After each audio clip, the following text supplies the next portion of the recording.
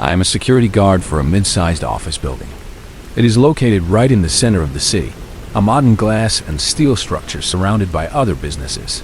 Around here, crime rates are pretty high, especially property crime, so it is not uncommon for businesses to have huge losses from break-ins at night. I usually have a coworker with me on my overnight shifts, a partner to help patrol and keep watch. But during this month, I was alone while the company I worked for was training up a new employee who was still undergoing background checks and basic training. I did not mind it at all, though. Being alone was more boring and made it harder to stay awake, but having a partner sometimes could get annoying, depending on who it is. Anyway, it was around 2 weeks into this month of solo shifts when I was patrolling the parking lot like usual. I was doing my routine checks, walking the perimeter, and noticed a couple of guys far off on the other side of the road. They were standing around in the dark, partially obscured by the shadows of a large oak tree, looking in my direction. I did not know if they were looking at the building or watching me specifically, but it gave me an uneasy feeling. They were just standing there, motionless, their presence unsettling. The next time I made my rounds, about 15 minutes later, they were gone. I took a mental note of it, a small red flag, but I did not think about it too much. The rest of the night was quiet, uneventful. I got out at 6 o'clock in the morning with nothing more to report on. The next couple of days were uneventful as well, a calm period that almost made me forget about the two men. But then one night, at the end of the week, I made my rounds outside and saw them again. They were in the exact same spot as last time, standing in the dark and watching me. This time, the unease was stronger, a cold knot in my stomach. It made me uncomfortable again. So, instead of continuing my rounds and ignoring them, I stayed out on that side of the building, making my presence known. Maybe if they saw that I noticed them, they would leave, realizing they had been spotted.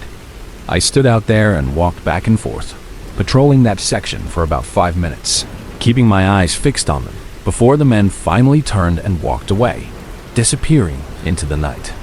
As I was out there, trying to take notes of what they looked like, but there really was not much I could make out from that distance. They were just dark shapes against the darker trees.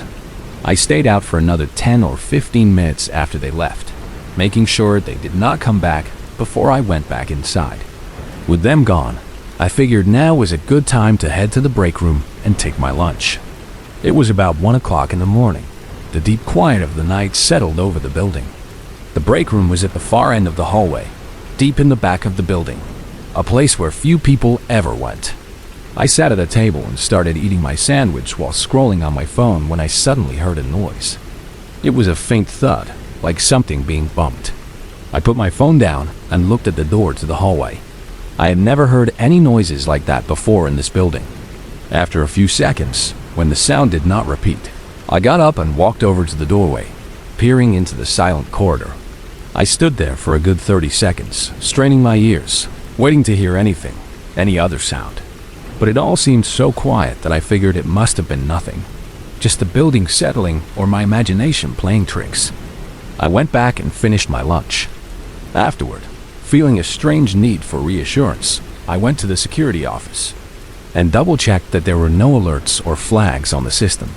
Everything looked good. All the green lights were on. Usually, this was the time of night where I would just sit in my chair and wait around until my shift ended. But something in me felt like going to make another rounds.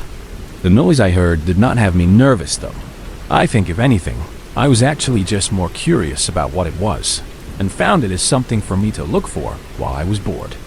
I started my rounds outside first, walking around the building, checking all the doors and windows. It was quiet, just the ambient sound of the buzzing streetlights and the distant city hum. Nobody was out there. I went back inside and started walking through the interior of the building. Usually, unless there was a flag or alert in the system, I would not go checking every inch of the place. I would just walk up and down the main hallway and make sure nothing was off. The hallway was long, though, and was in the shape of an L, so it was more like two long hallways connected. On one side was the main entrance door, which was secured, and on the other side, there was a door to a mini stairwell that had an emergency exit door. It was one that was original to the building, an old heavy metal door that looked like it had been there for decades. and as far as I knew, it was not connected to the security system because of how old it was.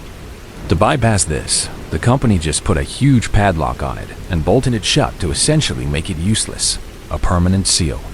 However, when I got to the end of the hallway and looked through the door window into the stairwell, I was in complete disbelief. The huge padlock was snapped in half, laying on the ground, and the heavy metal door had been forced open, clearly pried open with immense force. I felt lightheaded. Panic surged through me. If someone had broken in, how the hell did they slip past me unnoticed? Surely, I would have seen or heard them. I hurried back to the security office, my heart pounding, and started scanning through the tapes, rewinding the footage. I got to the point where I was standing outside, watching the two men on the other side of the road. After they left my view, I stayed for a bit to keep watch. During that time, they came around to the back of the building, out of my sight and off the main cameras, and snapped the lock off that old emergency exit door. They broke in and went into the workrooms, moving stealthily. Disturbingly, they were still inside the building when I came back inside for my lunch. One of them was just on the other side of a door, literally 2 feet from me, as I walked past him and into the break room. While I was in there, eating my sandwich, one of them bumped into a desk while trying to hide, which was likely the faint sound I heard. When I went back outside to do my rounds, after my lunch break, that's when they made a run for it, slipping out the broken door. On the tapes, it was pretty clear that they both had weapons, either large knives on their belts or possibly even small firearms tucked into their waistbands, which makes me think they were prepared to take me down if it came to that, if I had discovered them earlier. I called the police and handed over the tapes, but nothing ever came of it. The footage was not great quality, and the men had their faces covered, so identification was impossible. The company later claimed several hard drives or files or something were taken, and they seemed pretty worried about it, but they never specified what. However, to this day, there has been no more information on the men or their motives. The broken lock and the silent figures remain a chilling mystery, a constant reminder of how close I came to something truly terrifying. Here are the stories you requested, starting with story 22, each over 1,500 words, written in simple, straightforward language in the first person, with minimal dialogue and strategic punctuation.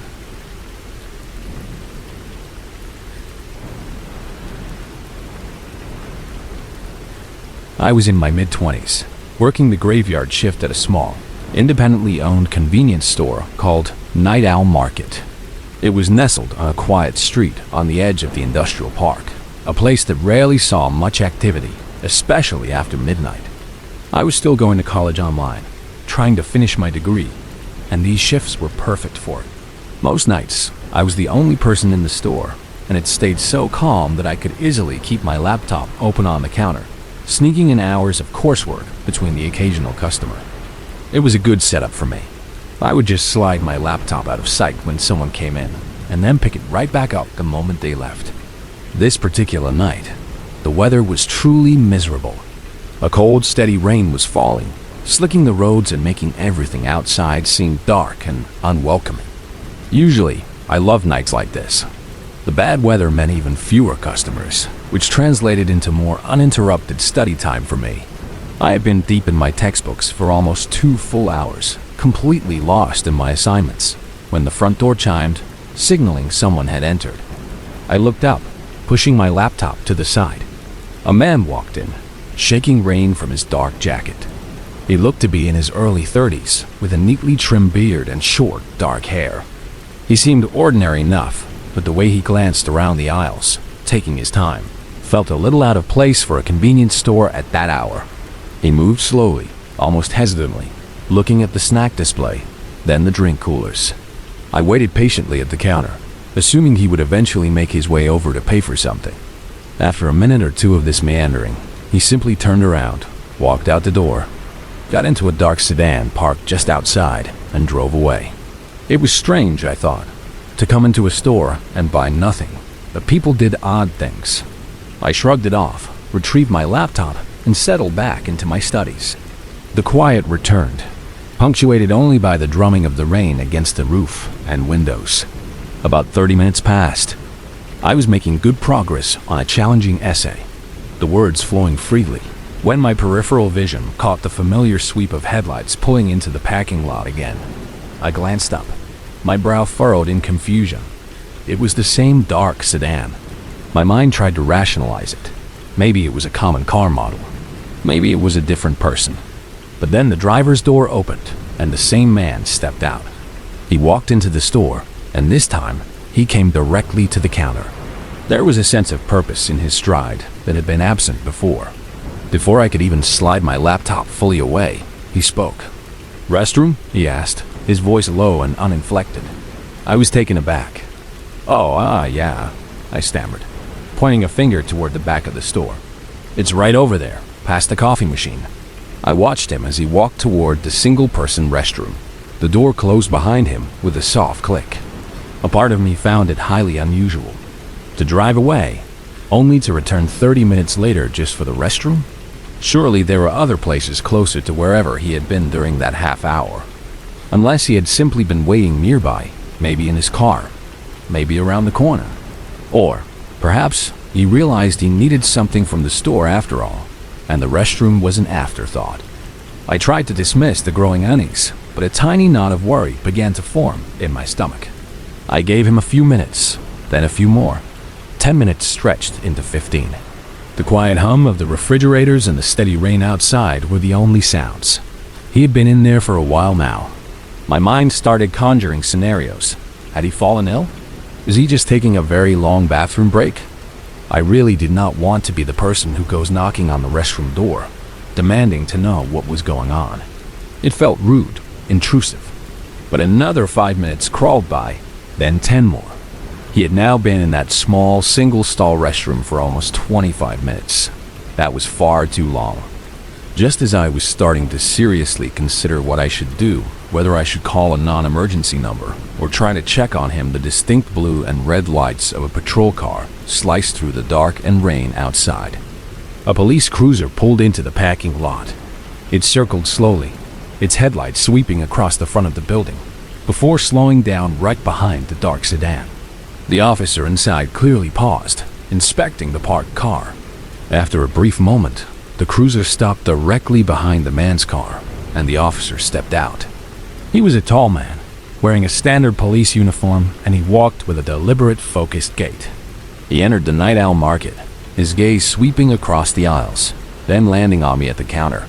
He did not look just curious. He looked concerned, almost grim. "Do you know who owns that car outside?" he asked, his voice calm but firm. He gestured subtly toward the sedan through the glass. My heart started to pound a little faster. "Yes," I said, my voice coming out a bit shaky. I pointed a hand toward the restroom door. "He went in there a while ago. He hasn't come out." The officer's eyes immediately shifted to the restroom door. Without hesitation, he walked over and began to bang firmly on the door. "Police, open up," he called out, his voice echoing in the silent store. There was no response. He knocked again, harder this time, calling out the same words. The silence that followed was unnerving. It was clear that something was seriously wrong. The officer turned back to me, his expression hardening. "Do you have a key to this door?" My hands were trembling slightly as I fumbled through the drawer beneath the counter, where we kept spare keys for everything. My fingers finally closed around a small silver key. I practically ran it over to him. He snatched it, inserted it into the lock, and with a swift turn, the latch clicked. He pulled the door open, his gun already raised, pointing it into the small room. The room was empty. My jaw dropped. I stared in disbelief. It was impossible. I had been sitting at the counter, watching the main entrance and the interior of the store the entire time. He had gone in. He had never come out. The officer lowered his weapon slightly, his eyes scanning the tiny space. He looked at me, a question in his gaze. "Are you sure he went in here? Are you sure he didn't leave another way?" 100% sure, I insisted, my voice firm despite the shock. He walked in, the door closed, and I haven't seen him since. I've been right here the entire time.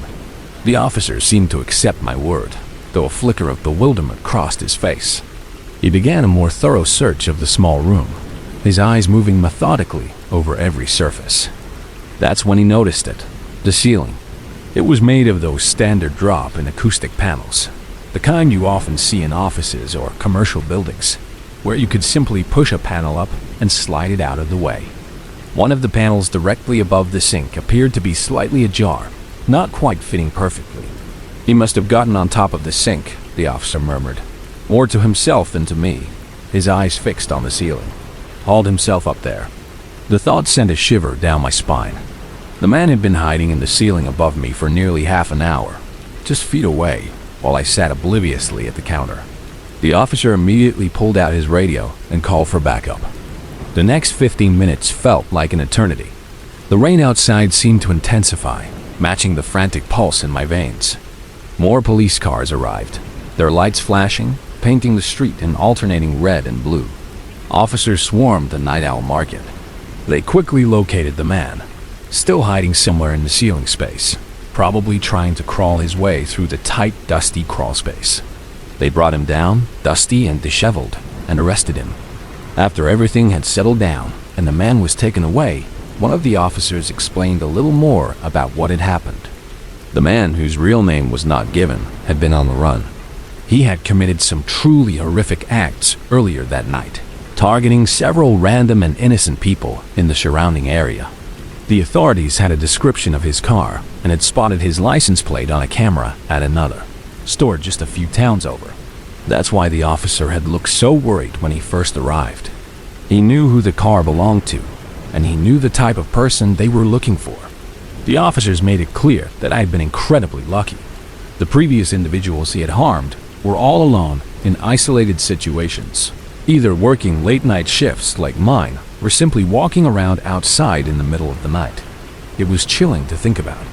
Was the man just trying to hide in the ceiling because he knew the police were looking for him? Or was he up there, biding his time, planning something terrible for me, waiting for the perfect moment to drop down? The police could not say for sure. They told me that his motives were unclear, but they emphasized how fortunate I was that the officer had arrived when he did.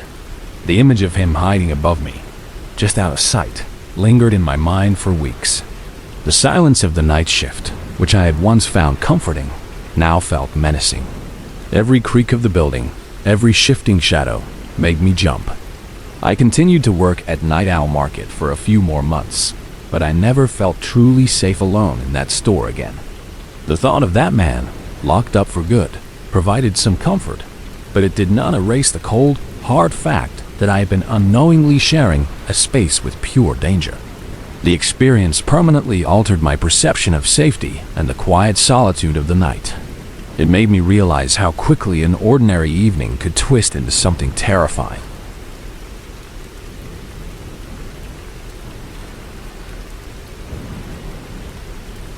I was working my usual 2 to 10 closing shift at the Daily Grind, a small drive-through coffee shop. It was not a very big place, designed mainly for cars to come through. Inside, we only had about 5 tables for seating. Most of our business, especially in the later hours, came from the drive-through lane. This meant that the indoor area was often completely deserted, especially during my closing shifts. Being the only person working, I would usually just settle down at one of the tables in the dining area, pulling out my phone and browsing or watching videos. I would only get up if I heard the bell signaling a car pulling up to the drive-through window. This particular night, it was drizzling steadily outside. A cold, fine rain had been falling since late afternoon. This kind of weather made the already slow evenings even quieter. After 7 o'clock, almost 3 hours before closing, not a single customer had come through the drive-through. I had been sitting at a small table near the back, completely engrossed in a show on my phone, when the front door suddenly opened. The soft chime of the doorbell startled me, making me jump slightly. It was so unexpected. Almost nobody ever came inside the shop this late, especially not on a rainy night like this. I looked up, a little disoriented, expecting to see a regular customer or perhaps someone sheltering from the rain. But the person who entered seemed not to notice me sitting there. He was very tall, dressed in dark clothing, almost entirely black. Water was visibly dripping from his clothes onto the clean floor, forming small puddles around his feet. The strange thing was, I had not heard a car pull into the parking lot. He must have walked. Where had he come from? The nearest bus stop was quite a distance away, and the area was mostly residential, without many pedestrians at night. He walked past the counter, ignoring it, and went to a table at the far end of the store, facing away from me. He sat down without a word, his back still toward me. Something about him felt immediately off. His dark, soaking clothes, the way he just sat without acknowledging anyone, the puddles forming around him. The silence in the small cafe suddenly felt heavy, thick with an unspoken tension. I stood up slowly, trying to appear normal, and walked toward his table. "Hello," I said, trying to sound friendly and professional. "Welcome to the daily grind. What can I get for you tonight?" He did not smile, did not say hello back. He just sat there, completely still, with his back to me. His silence was unnerving. I waited a few seconds, feeling the awkwardness grow. "Sir?" I tried again, a little louder this time. "Can I help you?" He finally spoke, cutting me off before I could repeat myself again. His voice was flat, devoid of warmth or any discernible emotion. "Who else is working tonight?" The question caught me off guard. It was an odd thing to ask. A tiny spark of nervousness ignited in my gut. Why did he need to know that? But I still answered, trying to keep my voice steady. "It's just me tonight, sir, but we close in about an hour." He paused, then finally spoke again. "A small coffee." I nodded, trying to appear unbothered, and turned to walk back to the kitchen area to prepare the order. As I grabbed a cup and started pouring the coffee, the unease I felt intensified. His strange demeanor, the odd question, the way he was still dripping water everywhere. I poured the hot coffee into the cup, my hands shaking slightly. I turned to go back to the counter, but he was standing there in the doorway to the kitchen, silently blocking my path. His presence was sudden. I had not heard him move. My breath hitched. He was now facing me directly. His face was devoid of expression, a blank canvas, but his eyes were what truly unnerved me. They were bloodshot, rimmed with red, and they seemed to stare right through me. It made me feel incredibly vulnerable, exposed. Do you need something else?" I managed to ask, my voice barely a whisper. He did not respond. He simply continued to stare, those bloodshot eyes fixed on mine. The silence stretched, becoming unbearable. Then he spoke again, his voice still flat, but with an undeniable edge of command this time. "Put the drink down and come with me." The words were chilling. He was not asking, he was demanding. And the look in his eyes, combined with his sheer size and the unmoving intensity of his gaze, told me he was ready to use force if I did not comply. This man was much bigger than me, stronger. I knew, in that terrifying moment, that I really had no choice. My mind raced, frantically searching for any possible escape, any way out of this impossible situation. But there was nothing. I moved slowly, deliberately, setting the coffee cup down on the counter. Then, with a heavy heart, I began to follow him, my legs feeling like lead. We walked slowly, him leading the way, me trailing behind. I was trying to think, trying to strategize. What was happening? Where was he taking me? As we reached the front door of the cafe, he suddenly reached out, grabbing the back collar of my shirt with a surprisingly strong grip. He shoved me forward, pushing me across the parking lot toward the road. My feet stumbled, and I nearly fell, but I managed to keep moving, propelled by his force.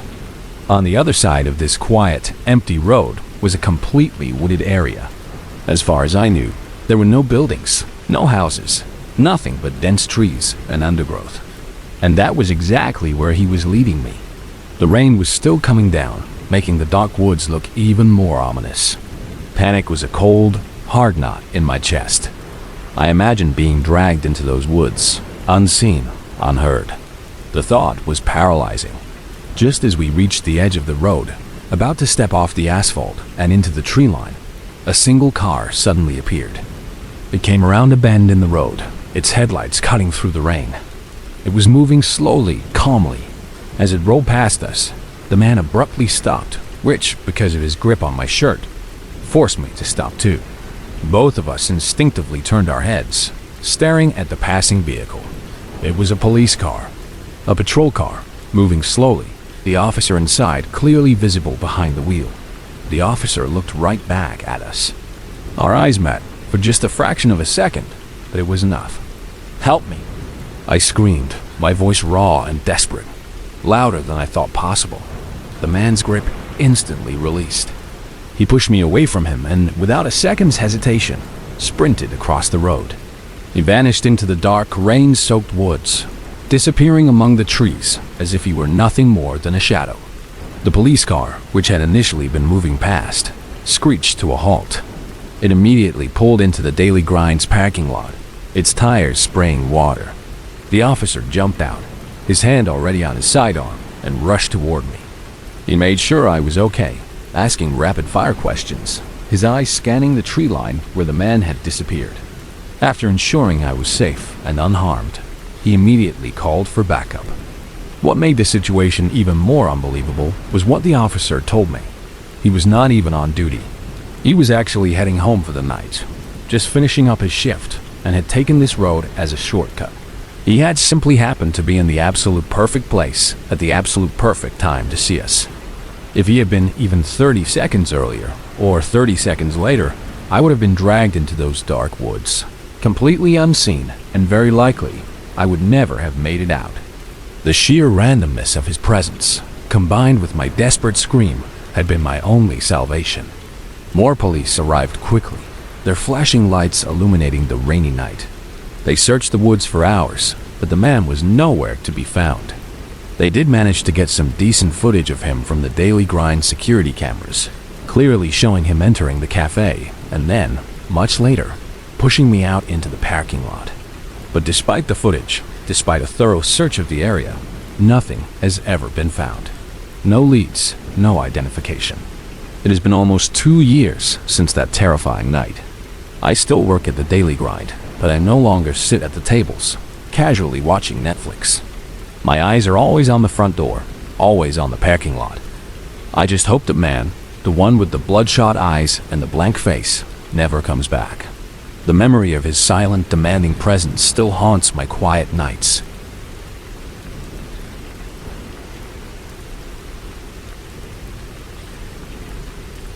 It was a vacation I had been looking forward to for months. I was in my late 20s, living in the bustling heart of a big city, and the idea of escaping to the quiet, sprawling countryside where my parents lived sounded like pure bliss. For the first time ever, I had decided to rent an Airbnb instead of staying with my family. The house I found online looked perfect. It was situated on a large plot of land, promising plenty of space and a profound sense of quiet. Coming from the constant noise of the city, this seemed like the ultimate luxury. I arrived in the late afternoon. The house was exactly as advertised, spacious, clean, and wonderfully isolated. I unpacked my suitcase, put my few belongings away in the bedroom, and practically left right away. I was eager to see my family, who lived about a 15-minute drive away. I spent the entire afternoon with them, catching up, sharing a meal, and enjoying the familiar comfort of their presence. It was well after 9 o'clock when I finally said my goodbyes and headed back to the Airbnb. Once I was back at the quiet house, I made myself a quick, simple snack, something light, and then settled onto the comfortable couch in the living room. I turned on the television, chose a movie, and prepared to relax for the rest of the night. It was probably around 10 or 11 o'clock, quite late for me to still be awake, but I was enjoying the movie. Suddenly, a distinct sound reached my ears. Someone was walking outside the house. There was no mistaking it. It was the clear, rhythmic sound of footsteps on grass, then perhaps on a gravel path. The sound completely jolted me. I paused the movie immediately, my heart giving a little flutter of surprise. I got up quickly, my movements almost automatic, and walked to the back of the house.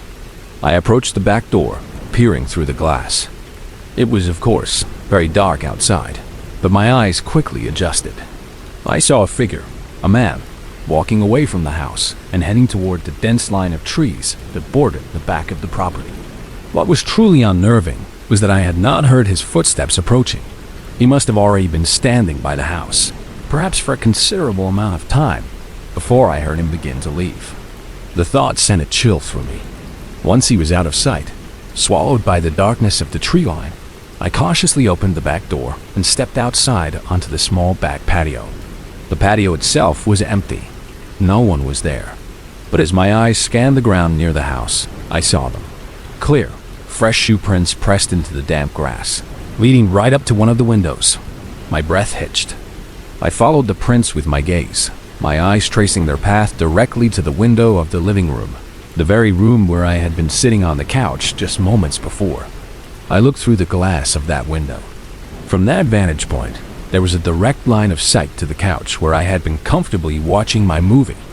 A wave of pure dread washed over me. The realization was sickening.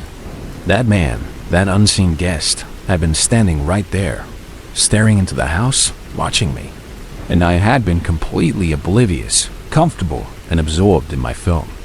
The thought of his eyes on me, unblinking, unmoving, while I sat there, unaware and vulnerable, made my skin crawl. I quickly went back inside, my movements stiff. The first thing I did was walk around the entire house, pulling down all the blinds and closing all the curtains, covering every single window. I wanted to eliminate any chance of someone looking in again. For the next half hour, I sat in the living room, the movie still paused. I eventually resumed it, but I kept the volume extremely low. My focus was not on the film, but on listening. Every creak, every subtle shift in the old house made me strain my ears, trying to detect if he had come back. But I heard nothing. The rain outside had stopped, leaving an almost oppressive silence. Once the movie finally ended, I knew I had to get to bed. But before I did, a primal instinct compelled me to do one last check. I walked back up to the same window where I had seen the footprints earlier. Very slowly, cautiously, I moved the edge of the curtain just enough to peer outside. For a moment, I saw nothing, just a dark, silent backyard. Then I heard it. The distinct sound of footsteps, rapid and urgent, sprinting away from the spot directly outside the window. My heart leaped into my throat.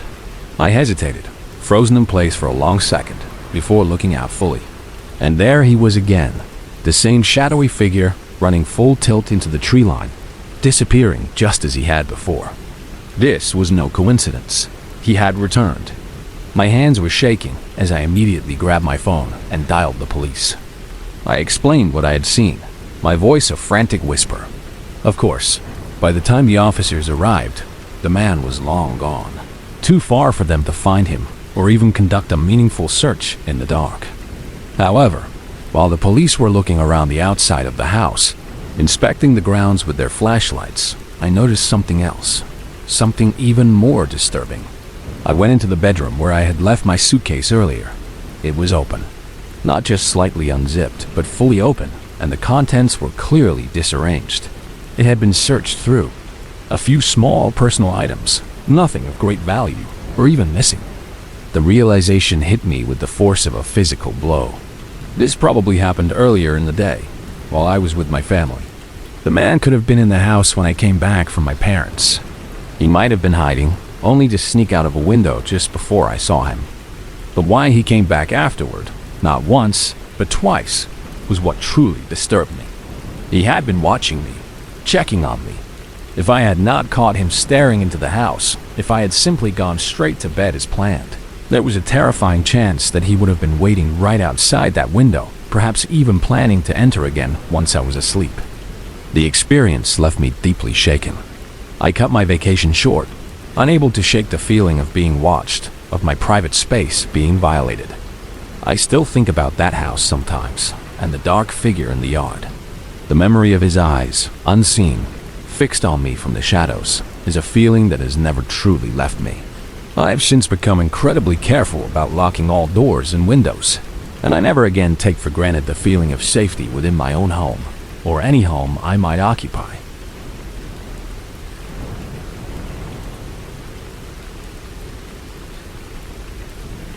I was 18 years old, full of nerves and a strange mix of excitement, embarking on a monumental journey. This was it, the road trip from my quiet hometown to my new college, hundreds of miles away. My cheap, slightly worn SUV was packed to the brim, every inch of the trunk and back seat crammed with all my belongings. This was not just my first long road trip alone. It was also going to be my first time living away from my family for an extended period. The nerves, as you can imagine, were running incredibly high. The directions I had pulled up on my phone indicated a total distance of 600 miles. I had wisely decided to split the drive into 2 days. The GPS was guiding me along whatever route it deemed most efficient, and it estimated I would reach my hotel for the night around 11 o'clock in the evening. But I knew better. With potential traffic, inevitable gas stops, and the need to grab food, I fully expected to arrive much later. By 7 o'clock, the sun had completely vanished, leaving the highway swallowed by darkness. Most of the other cars seemed to have disappeared too. Every once in a while, another vehicle would pass me, their headlights briefly illuminating the road before slowly fading into the distance. But for the majority of the drive, it was just me, the long stretch of asphalt, and the glow of my own headlights.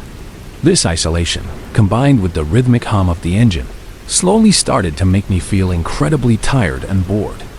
Around 10 o'clock, I finally made a decision. I would pull over at the next gas station I saw.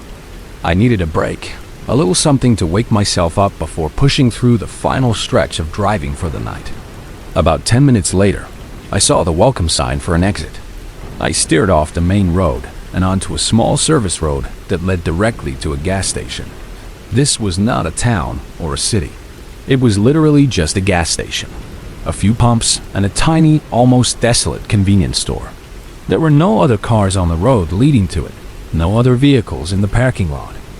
In the distance, I saw no lights from houses or other buildings. It felt completely isolated. I pulled right up to an empty pump and got out, ready to top off my tank. As I looked around, adjusting to the dim lighting of the gas station, I nearly jumped out of my skin. A man was walking toward me from the direction of the convenience store, seemingly out of nowhere.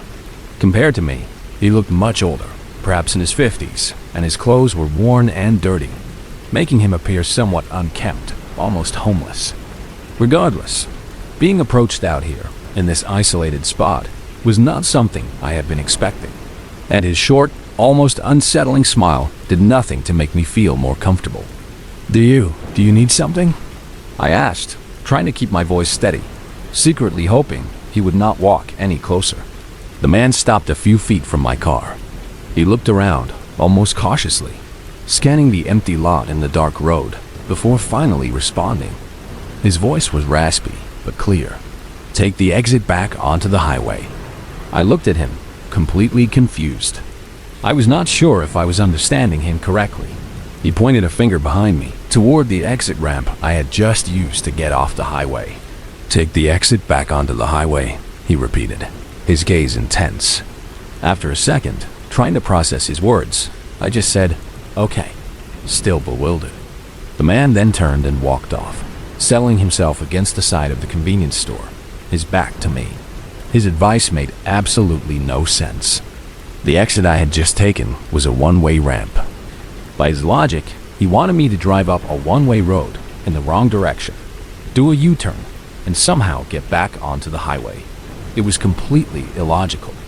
I looked out at the entrance road, the obvious, correct one that I was supposed to take to get back onto the highway. There were no signs of construction, no roadblocks, nothing. It just looked like an empty, clear ramp leading directly back to the main road. As I finished filling my tank, replaced the pump, and got back into my car, I glanced over at the man. He was still sitting there, leaning against the convenience store wall, staring off into the darkness. The more I thought about it, the more his suggestion seemed utterly bizarre, even crazy. Why would he be sitting out here, in the middle of nowhere, saying such a thing? A chilling thought began to form. Maybe this was some kind of trap. Maybe he was part of something sinister.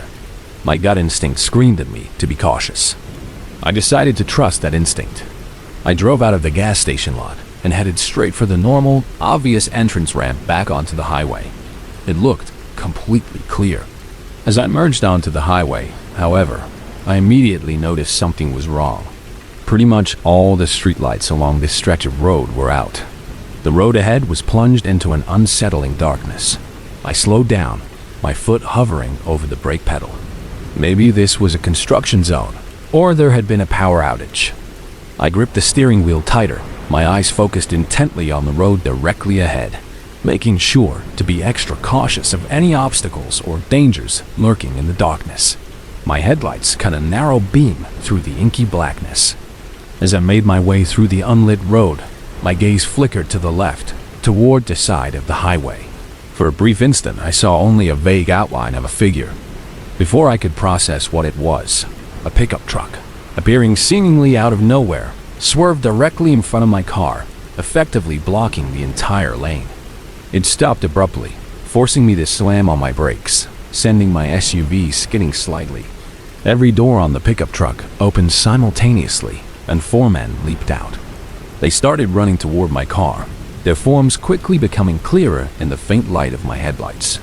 They were holding weapons of all kinds, glinting metal bats, long, sharp machetes, and knives. What truly horrified me was that they were not even trying to hide their faces. There were no masks, no bandanas. Their faces were completely exposed, and their expressions were chillingly blank. They had this emotionless, vacant gaze, as if they felt nothing at all about what they were doing. They were only a few feet away from my windows, closing in fast. My heart was a frantic drumbeat against my ribs. Without thinking, I quickly slammed my car into reverse. The tires spun, then bit into the asphalt, and I started backing up as fast as I could. As I gained a little distance, pulling away from the truck, I suddenly saw even more figures. Dozens of people began emerging from the shadows along the side of the road, appearing from seemingly nowhere. A few of them even started chasing my car as I frantically reversed, trying to get away from that terrifying scene. As soon as I had enough space, I spun my car around, jammed it into drive, and sped off down the highway. I did not look back. My foot was glued to the accelerator. Once I felt I was a safe distance away, my hands still shaking, I pulled out my phone and called emergency services. I explained everything that had just happened, my voice breathless and still laced with terror. But for some reason, I never got a call back. No update from the police at all. It was almost like they had not even checked on it, like my report had just vanished. The irony of the situation was not lost on me. It was the creepy old guy at the gas station, the one whose strange advice I had dismissed as nonsense, who had actually been trying to prevent me from getting caught up in that mess. Or at least, that was what I assumed he was doing. Either way, I was incredibly lucky to have gotten out of that with my life. I still have no idea what that group of people was or what they were all planning to do to me. The memory of their blank, emotionless faces and the glint of their weapons stays with me, a chilling reminder of how close I came to something truly horrific on that dark, unlit highway.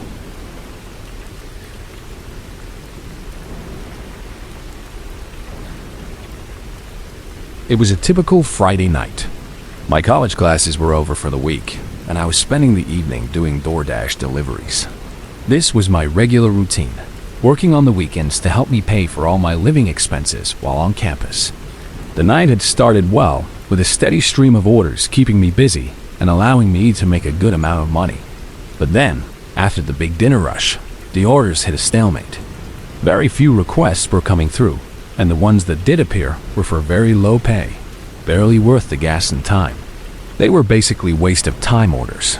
After an hour of aimlessly driving around, wondering if I should just call it a night, an order finally popped up that was not too bad. It was for a delivery about 8 miles away, which was a decent distance, but the payment was well worth it. It was not an absurd amount, but enough to make it feel like a fair transaction, not a rip-off like so many of the other ones had been. I accepted the order immediately, drove to the restaurant, grabbed a bag of food, hopped back into my car, and started driving. The map estimated a 30-minute drive, which I think was the longest of any orders I had done up until that point. Most of the houses I delivered to were right around campus, or just a few minutes outside. Beyond 15 to 20 minutes out, the landscape quickly transformed into bare fields of grass, farmland stretching endlessly. As I reached that 20-minute mark, it became exactly that. Very few houses, mostly sitting far out in fields of crops, and nothing else. The remaining 10 minutes of my drive were on this empty, unlit road, winding alongside these vast farms. Finally, I made it to the house. The GPS indicated my destination. There was a long, unpaved dirt driveway connecting to the road, leading through what looked like a large, overgrown field. In the far distance, tucked away, was a small, dark house. Driving through the field felt incredibly eerie, even though I am not usually one to get nervous without a clear reason. But this felt different. The darkness was absolute, save for my headlights cutting through the tall grass. As I got further out from the main road, the only sound was the low, rhythmic rumbling of my car on the loose dirt and gravel. It was an isolating, almost oppressive silence. I parked my car out front, leaving the engine running, just in case. I grabbed the food bag, ready to make the delivery. As I stepped out of the car, the night was utterly quiet. The house was mostly dark too, with only a single porch light casting a weak yellowish glow to illuminate the immediate area around the front door. I walked through the unkempt, probably knee-high grass, making my way up to the porch. I raised my hand and knocked on the door. As I waited for a response, I looked back at my car, its headlights cutting through the darkness of the field behind it. A moment went by, no answer. I knocked again, a little louder this time, but still, there was no response. Not even the faint sound of anyone moving around inside. It did not take long for me to realize the strangeness of the situation. There were no lights on in any of the windows, and as I got closer, I noticed how decayed and run down the house looked. The paint was peeling, some of the shutters were broken, and the porch itself seemed to be sagging in places. The only thing that made me think it could not possibly be abandoned was the fact that I had an order for this exact address, and the porch light was on. I looked up at the porch light, trying to figure out why that would be the only light on in such an obviously derelict place. By some odd chance, I happened to recognize the top portion of the casing. It was a cheap solar-powered light. Just an automatic light that charges during the day and automatically turns on when the sun goes down. This meant that nobody had to be present at the house to turn it on. The implication was chilling. The house could be abandoned. Just as I was piecing all of this together, a low rumbling sound reached my ears. I turned around, my head snapping toward the dirt path behind me. Another car was driving down the dirt path, its headlights growing larger, coming up right behind my parked car. I stood there, frozen on the porch, staring at their headlights, until a man stepped out of the vehicle. My voice, a little shaky, carried across the quiet field. "Hello," I yelled from the porch, trying to sound confident. "Is this your order?" He did not reply. He just stood there, right next to his car, not moving, not speaking. He was simply watching me. A surge of adrenaline shot through me as I began to fully realize how horrible and isolated this situation likely was. The absolute silence of the night only amplified the terrifying truth. There was nobody else here to help me. I was completely stuck, alone in the middle of a vast, empty field, caught between a dark, possibly abandoned house and a silent, unmoving stranger.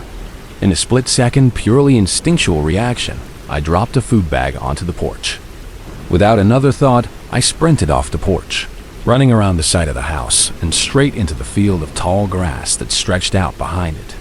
My legs pumped, propelling me forward, desperate to escape. I glanced back, seeing the man finally moving, coming up behind me, now running after me. Frantically, I continued to run. The further out I got into the field, the thicker and taller the grass became, until it was well over my head, completely obscuring all views of direction. By then, I knew the man would have no chance of following me through this dense, disorienting maze of crops. I slowed down, my lungs burning, gasping for breath. I carefully moved through the crops, trying to be as quiet as possible, just in case the man was still trying to find me, listening for any sound of my movement. Eventually, after what felt like an eternity, I stumbled out of the dense field and into someone else's yard, a yard that was thankfully much better kept. From there, I quickly found my way to a paved road. My phone, which had been without signal in the deeper parts of the field, finally showed a few bars. I immediately called for help. The police picked me up a short while later. They went to check on my car, which was still parked out in the field by the abandoned house. But, of course, the man was long gone by then. To my surprise, though, my car had not been looted. Nothing was missing from inside, and the bag of food was still sitting on the porch of the abandoned house. This could only mean one thing. The man had other intentions that were likely far worse than just robbing me. His goal was not my car or my money or the food. His goal was me. The thought sent a shiver down my spine. The image of that silent, unmoving man in the headlights, staring at me, is still vivid in my mind. I gave the police a full description, but as of yet, still nothing has been found. The isolation of that field, the eerie silence, and the chilling realization of what might have happened remain with me. I no longer take late-night deliveries to isolated addresses.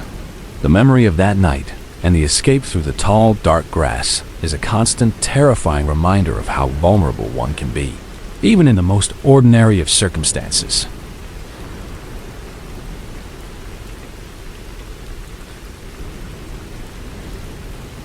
A couple of years ago, I decided to apply for a temporary job at a local gas station. My plan was to move out of the area in about 6 months, so I could not commit to anything too permanent. But I still needed to make some cash to save up for the move. This particular job paid well enough to convince me to take the overnight shift, which was the only opening they had. My duties were simple. Primarily, I would just stay by the register, assisting customers, and occasionally do some basic maintenance work like restocking shelves or cleaning. This story takes place during my 4th month of working there. At some point during that period, I became familiar with a specific customer who came in pretty frequently. Almost every single night, between 1 and 2 in the morning, this guy would walk in. He would buy a seemingly random assortment of different things. Sometimes it was household items, other times food, or even small tools. I always thought it was a bit strange. Why would someone come into a gas station every single night to buy a couple of items that would be significantly cheaper and easier to get at any regular grocery store or hardware store during normal business hours? He did not talk much either. All I knew about him was that his name was Dave, and he drove an old, beat-up red Chevy sedan. He looked like he was perhaps 40 to 45 years old, with a tired face and usually a worn baseball cap. Anyway, one night, at his usual 1 o'clock arrival time, Dave pulled into the gas station. There were no other customers around. It was just me, sitting in the corner by the register, trying to pass the time until my shift ended. But when Dave walked in this night, there was something noticeably different about him. He was dripping in sweat, despite the cool night air outside. He was rushing through the aisles, moving with a frantic urgency, clearly searching for something specific. His eyes darted from shelf to shelf, his breath coming in shallow gasps. When he finally found what he was looking for, he hurried up to the counter and practically tossed it down for me to ring up. It was a master lock, the kind you would use for locking up a bicycle or a shed. I really did not feel it was appropriate for me to question him directly, but with the guy sweating profusely, looking completely disheveled, and clearly being in a desperate rush, I just felt a little off about the whole situation. My gut was telling me something was not right. "It's good to see you again, Dave," I said, trying to sound friendly and casual, hoping it would come off as just normal conversation. "You just get a new bike?" He did not even look at me. His eyes were fixed on the counter as he fumbled around frantically for his wallet. He started yanking out cash in a hurried, almost aggressive manner. I decided to leave it at that. I just rang him up, took his money, and watched him rush out the door, jump into his old red Chevy, and pull away from the gas station, tires squealing slightly. Something was definitely weird. But I tried to rationalize it. Maybe he just got a new bicycle. Maybe he had been riding it around for a couple of hours, got caught in a sudden downpour, and needed to get back to wherever he had parked it so he could lock it up before it was stolen. Maybe that was a stretch, but it was the best explanation I could come up with at the moment. I tried to dismiss the lingering feeling of unease and get back to my routine. The rest of the night passed by slowly, and so did several more days. I did not see Dave for almost a whole week, which was truly odd, considering he usually came in every single night without fail. His absence added another layer to the strangeness of that night. It was not until my Wednesday shift, the following week, that I saw him again. It was drizzling outside, a light, steady rain, so the first several hours of my shift went by incredibly slowly. I was leaning back in my chair behind the counter, staring out the window at the rain coming down, feeling the quiet solitude of the gas station. That's when I saw his familiar old red car pull into the parking lot. As soon as he parked, he got out and rushed inside, just like before. I greeted him as he entered, but he ignored me completely. He hurried through the aisles, his movements even more frantic than the last time. He was talking under his breath, a low, frustrated mumble. I could not hear what he was saying, but the tone of his voice, combined with his agitated movements, made me really uncomfortable. My gut was screaming that something was deeply wrong. Then I heard a dull sound. It was like something hitting against a hard surface. My eyes instinctively shifted to the window, looking in the direction the sound had come from. The only thing there was Dave's red car. It was a loud sound too, like someone kicking the inside of a door or hitting against the metal. After a second, my gaze snapped back to Dave. He was no longer rushing. He was standing perfectly still in the aisle, no longer mumbling, no longer searching. He was staring directly at me. His eyes, fixed on mine, held an intense, almost frantic look, as if I had just discovered something I absolutely should not have. The silence in the store was suddenly deafening. There was another sound, louder this time, coming from his car. But my eyes were fixed on Dave. I could feel a cold wave of panic rushing through my body. The realization dawned on me. The sounds were coming from inside his car, and he was standing there, staring at me, as if daring me to acknowledge it, daring me to react. Then, very quickly, he looked away. He turned abruptly and hurried out the door. He did not run, but his pace was urgent, almost a shuffle run. I was still stunned, frozen by the terrifying implication of what I had just seen and heard. But my training, my survival instinct, kicked in. I managed to get my phone out, my hands fumbling with the screen, and I snapped a quick picture of his license plate as his car sped away. I called the police immediately, my voice still trembling as I recounted what had just happened. That night felt extremely long as I waited, agonizingly, for any updates from them. I barely slept. It was not until I got home around 6 in the morning, exhausted and on edge, that I finally received a call from the police. They had found the guy. They had tracked him down using the license plate information I had given them. And they had found a woman he had kidnapped. Apparently, he had just moved into a new small cabin on the edge of town less than a week ago. He had no registered prior address, no fixed residence that the police could easily trace, which meant they had no way to know what he'd been up to before this incident. But luckily, they had saved this woman, and she was unharmed, though clearly traumatized. It turned out that Dave was not even his real name, which, in hindsight, was not surprising at all. The police thanked me repeatedly, explaining that my quick thinking had likely saved someone's life. The entire experience was a profound shock. The man I had seen almost every night, a familiar but odd presence, was a dangerous criminal. The master lock, the sweat, the frantic search, the sounds from his car, it all clicked into place, a chilling puzzle. I thought about how many times I had been alone in that gas station with him, completely unaware of the darkness he carried. At least now, he was locked up for good. The memory of the sounds from his car and his angry, desperate stare would stay with me forever. I learned that night that the most terrifying things can often be hidden in plain sight, behind the most ordinary of facades.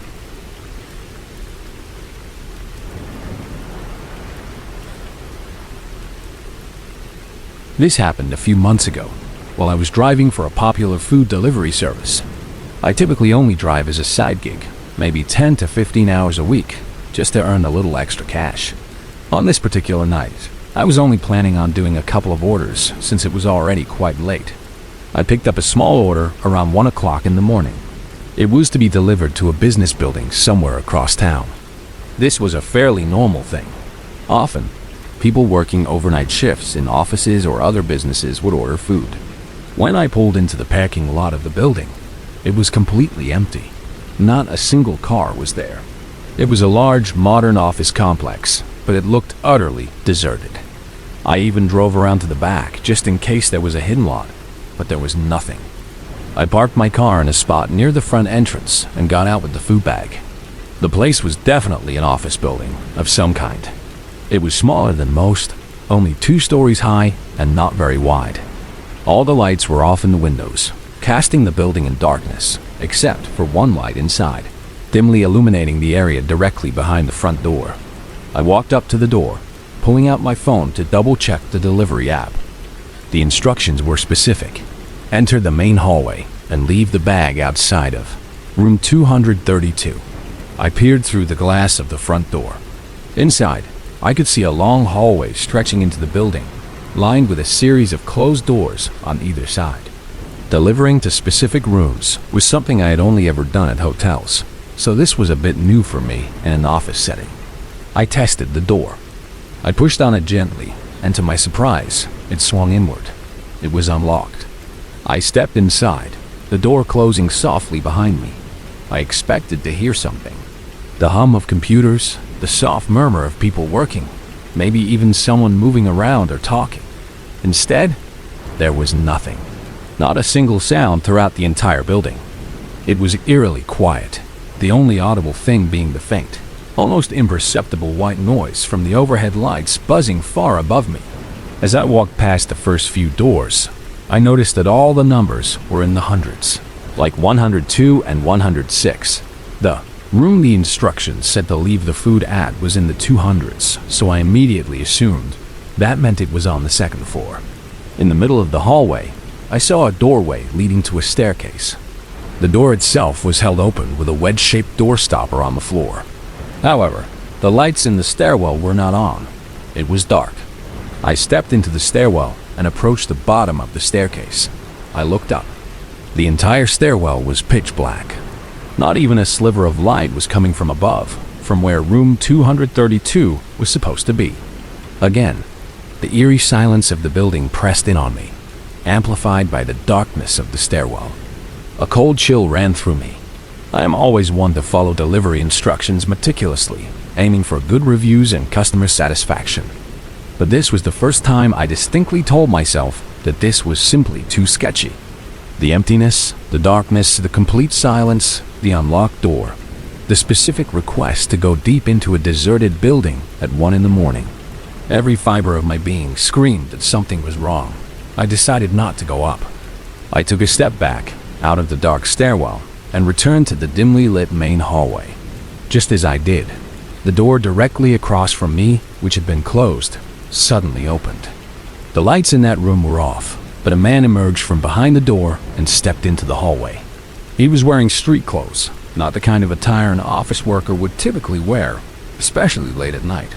He did not look like he belonged there. He just stood in front of me, staring, and then pointed past me at the dark stairwell. 232 is up there, he said, his voice low and even. I nodded, my heart beginning to pound, but I did not move. Neither did he. He just stood there, looking me directly in the eyes. His gaze was intense, and there was a subtle look on his face, almost as if he was suppressing anger, or perhaps barely containing something else. The seconds stretched into an incredibly intense, uncomfortable silence. Finally, after what felt like an eternity, I made my decision. I dropped the bag of food onto the ground. I'll leave it here, I said quickly, my voice a little breathless. Then, without waiting for a response, I started walking quickly, almost running, toward the exit. The man did not follow me, but as I hurried away, I heard his footsteps. They went into the stairwell, and then I heard them ascending the stairs. He was going up. I rushed out of the building, my breath coming in ragged gasps. I got into my car, started the engine, and left the parking lot as fast as I could. I did not know what that was, or if I was simply overreacting. The whole situation had been so strange, so unsettling, that I hesitated to call the police. What would I even tell them? That a man told me to go up a dark stairwell, and I got scared. It sounded flimsy, so I did not call. I just tried to forget about it. The following day, however, the police actually called me. Apparently, the office building had reported a break-in. In the CCTV footage from the building's exterior cameras, they had seen my car and license plate, tracking it back to me. They also had footage of the break-in itself, and so they called me in for questioning, hoping I might have some information. I did not have much to give them, beyond confirming I was there for a delivery and describing the man I saw. But it turned out there were actually 3 people who broke inside that night. One was downstairs, the man I had seen, but the other 2 were shown on the cameras to be hiding at the top of the stairs, seemingly waiting for anyone who dared to go up to the second floor. What was even more disturbing was the discovery that several other delivery orders had been made to that same office building that night. Fortunately, all of the other drivers had been smarter than I was. They had left the orders outside by the front door, just like I should have done. What would have taken place in that office on the second floor, had any of us actually gone up there, is unknown. The thought sent a cold shiver down my spine. The police assured me they were working diligently to find the 3 men before anyone else fell victim to their sinister plan. I was incredibly lucky that my gut instinct had screamed at me to turn back.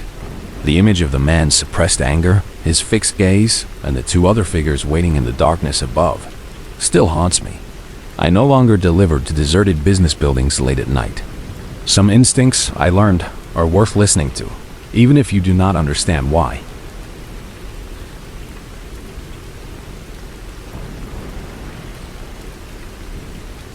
My name is Caleb Fletcher, and I was 16 years old when this all took place about 8 or 9 months ago. It was a Saturday, the 24th of August, a date etched into my memory. School had been back in session for about 2 weeks, and I was feeling a bit stressed. To distress, I decided to see if my 2 best friends, who I will call Griffin and Broly, wanted to hop online and play some video games, specifically a popular battle royale game. My mom and sister were out shopping. My dad was working a late shift, and I was bored, completely alone in the house. It was around 8 o'clock in the evening when we finally managed to get online to play. I had decided to make myself some pizza rolls beforehand, and, in a moment of distraction, ended up burning the entire batch, which delayed our gaming session. After a few rounds of playing, I could tell my friends were starting to get tired of losing, so they decided to get off after only an hour. I planned on just lying down with my phone, scrolling for a bit, and then heading to bed. That was until I heard my 2 dogs barking outside. It was not entirely unusual for them to bark. We lived on a quiet street, and people occasionally walked their own dogs on the side of the road. But their barks this time sounded different, more urgent, more alarmed. I still looked anyway, just to be sure. I walked to the front window, peering through the blinds, but I did not see anybody on the street. Seconds after I pulled away from the window, a distinct sound reached my ears. The garage door opening. Then, it closed. That sound usually meant my dad was home from work. But I had not seen his van pull into the driveway, and he had texted me earlier, telling me that he would be working late tonight, much later than this. The contradiction sent a prickle of unease through me. I decided to walk downstairs into the dining room, where there was a larger window that offered a better view of our driveway. From there, I could see clearly. Our driveway was empty. There was not a person or a vehicle in sight. A cold wave of fear washed over me. I was not the type to go investigate strange noises, especially when I was alone in the house. My heart pounded. I ran back up to my bedroom, my mind racing, and immediately pulled out my phone. I typed a quick message into our family group chat, asking if anybody was home. I told my mom about the garage door opening and closing. Her response was immediate and clear. She told me to turn off all the lights in the house, lock my bedroom door, and stay there until she got home. So, I did exactly that. I flicked off the main light switch, plunged my room into near darkness, and then turned the small lock on my bedroom door. About 15 minutes later, as I sat on my bed in the dark, straining my ears, I thought I heard it. The faint creaking of our wooden floorboards downstairs. It was the sound of someone trying to be sneaky, trying to move quietly, but the old house always made noise. I did not have anything readily available to use as a weapon. My eyes scanned my desk. I spotted the boom arm of my microphone, a long metal pole. I unclipped it from my desk, holding it like a club. My hand was shaking. Very, very quietly, I opened my bedroom door. I crept out onto our upstairs balcony, which overlooked the living room downstairs. I leaned over the railing, trying to see if I could spot anyone hiding or if anything looked suspicious. In a moment of foolish panic, I whispered, "Is anybody there?" It was a stupid question, I knew, because they were really not going to answer me. I waited, listening intently to the silence. For a brief moment, I thought everything was fine. Maybe it had just been the house settling. Then, my eyes adjusted to the dim light filtering in from outside, and I saw it. A large, dark silhouette of someone standing perfectly still underneath the balcony, directly below me. My breath hitched. Panic, raw and unadulterated, seized me. I spun around and ran, bolting to the closest room with a door that I could lock, which happened to be my small bathroom, right off my bedroom. The intruder must have known I had noticed them because as I slammed the bathroom door shut and frantically locked it, I heard it. Loud, fast footsteps thundering up our stairs. My heart hammered against my ribs. I had stupidly left my phone in my bedroom, which was the room right next door to the bathroom. I knew I needed it. I took a deep, shaky breath, trying to calm myself.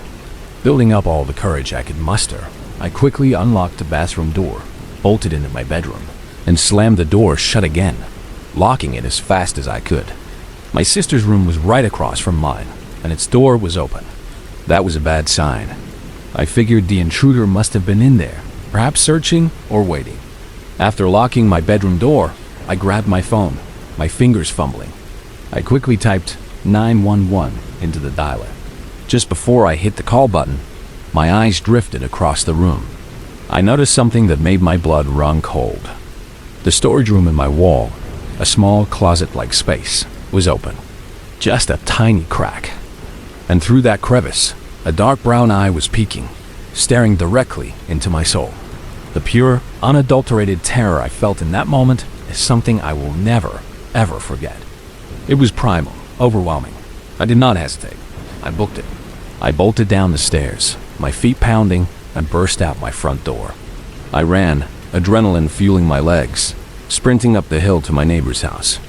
He was a police officer, a kind, strong man. I hammered on his door, yelling incoherently. He answered, quickly understanding the urgency in my voice and the terror in my eyes. He alerted the other cops on his radio while I stayed inside with his worried wife. He, brave and decisive, grabbed his own weapon and went down to investigate my house. I had told him exactly where the intruder was hiding. In my bedroom, in that storage space. Minutes later, I ran back down the hill to see if the intruder had been caught. As I walked into my house, my eyes immediately found him. A tall, skinny man with a scraggly gray beard and a dirty black coat was being pushed onto the floor by my neighbor, who was in the process of handcuffing him. The relief that washed over me was immense. I'm not allowed to be home alone anymore, not for extended periods, and we have significantly better security around our house now. Motion sensor lights, new locks, and a full alarm system. My family was just happy to know I was not hurt, and they were incredibly thankful for my neighbor's bravery and quick thinking.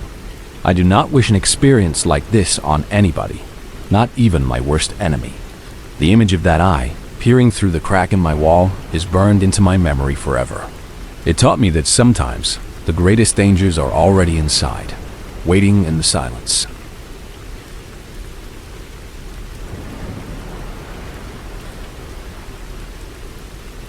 I am a manager at a medium-sized grocery store. My shifts are typically 10 hours long, and I mostly work overnights. At the time this incident occurred, our store was experiencing some significant staff issues. Pretty much every department was understaffed and overworked, and the overnight stocking team was no exception. Usually, I had one guy who would help me 5 nights a week, but that was it. This particular night, however, was his day off. That meant it was only me working, alone. I got in at 10 o'clock in the evening and was completely alone in the store by 10:15, after the last day shift employee had left. After running some numbers and checking paperwork in the back office, I started pulling out loads of boxes from the storage room, pushing them on large carts into the aisles. It was time to begin the arduous task of unpacking and stocking. Even though I had no help this night, I still had to get everything done before the store opened in the morning. So I was working hard, moving as quickly as I could, trying to be efficient. I did not even stop for a break or anything, completely focused on the task at hand. Suddenly, a distinct tapping sound echoed through the vast, empty store. The sound bounced off the high ceilings and wide aisles. I stopped what I was doing, my hand frozen on a box of cereal, and listened intently. It happened again, a clear, rhythmic sound. It sounded exactly like someone tapping on a window. Specifically, it seemed to be coming from the front of the store, near the entrance. I looked at my watch for the first time since I had started working. It was 2 o'clock in the morning. Time had flown by. There was absolutely no reason anyone should be here, especially not at this hour. The store was closed. A knot of unease began to form in my stomach, but I pushed it down. We sometimes had homeless individuals seeking shelter from the cold, or confused early morning customers. I walked down the aisle, moving toward the front of the store. As I approached the large glass windows, I quickly saw someone outside. He was leaning against the window, his face pressed close to the glass, trying to peer inside. He spotted me as I walked up and stared at me, his gaze unblinking when I was just on the other side of the glass. I pointed to the closed sign on the door and mouthed, "What do you want?" The man, who looked quite disheveled, almost like a homeless person, simply told me to open the door. His face was completely straight, devoid of any smile or friendly expression. His eyes were cold. I shook my head, repeating, "We are closed. You cannot be here." I then turned to walk away, assuming he would understand, but the man immediately reacted. He slammed his hand against the window. Not a tap this time. This was a harsh, jarring bang that echoed through the quiet store, making me jump. I looked back at him. He was clearly enraged, his fist pressed against the glass, his face contorted in anger. Thinking the man was simply crazy, perhaps intoxicated or mentally unstable, I raised my voice slightly. "I will call the police if you do not leave right now," I said, my voice firm. I started to pull my phone out of my pocket, just to show him I was serious, that I was not bluffing. Only then, at the sight of my phone, did he step away from the window. He still had that angry, determined look on his face as he slowly walked away and into the dark parking lot. I watched him go until he disappeared into the shadows. Seeing him leave, I put my phone away and got back to work. We get a lot of crazy customers and strange encounters around here, especially during the overnight shifts. I tried not to think too much about it. I had to focus on getting my work done. There were hundreds of boxes still waiting to be unpacked. I had only been able to stock a small cart of boxes, so it was maybe 15 minutes later when a sudden sharp sound echoed through the store. It sounded like something metallic snapping or scraping, a loud, jarring noise that seemed to reverberate off the shelves. I quickly dropped what I was doing, my heart instantly racing, and ran up to the front again. Nobody was at the windows this time. The parking lot outside looked empty. A wave of relief, short-lived, washed over me. But then, I looked at the entrance door.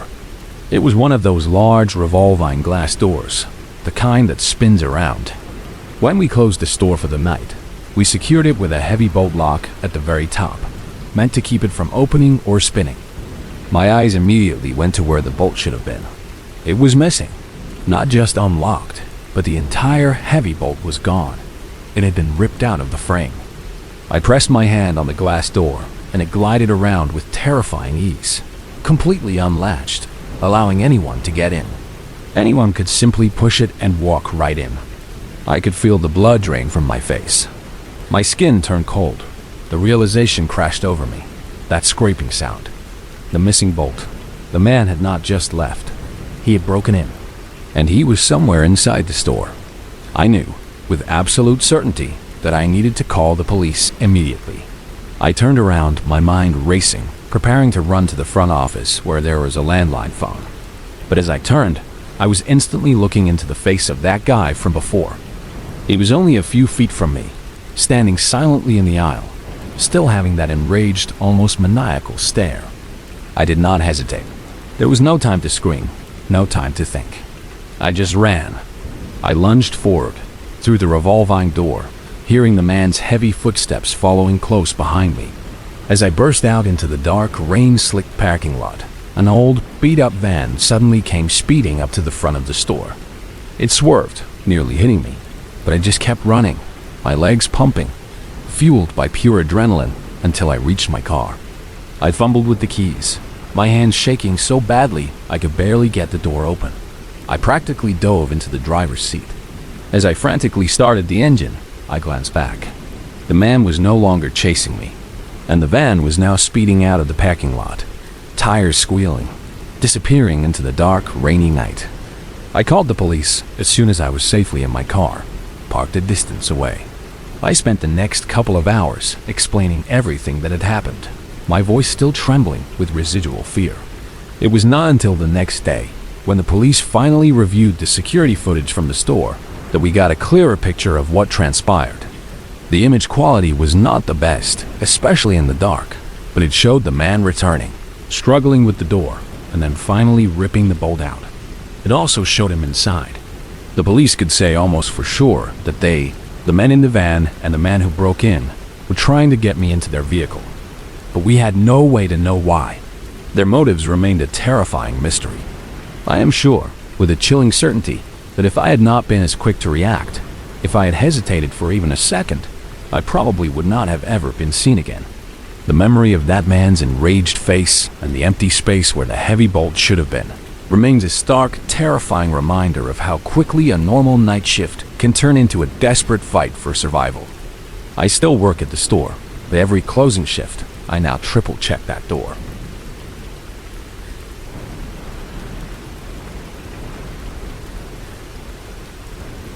I have been a truck driver for almost 20 years and delivering a truckload to a company on the far west coast. Coming all the way from the east coast is a route I have taken countless times before. Over the years, it has always been the same. The same roads, the same familiar truck stops, the same endless stretches of highway.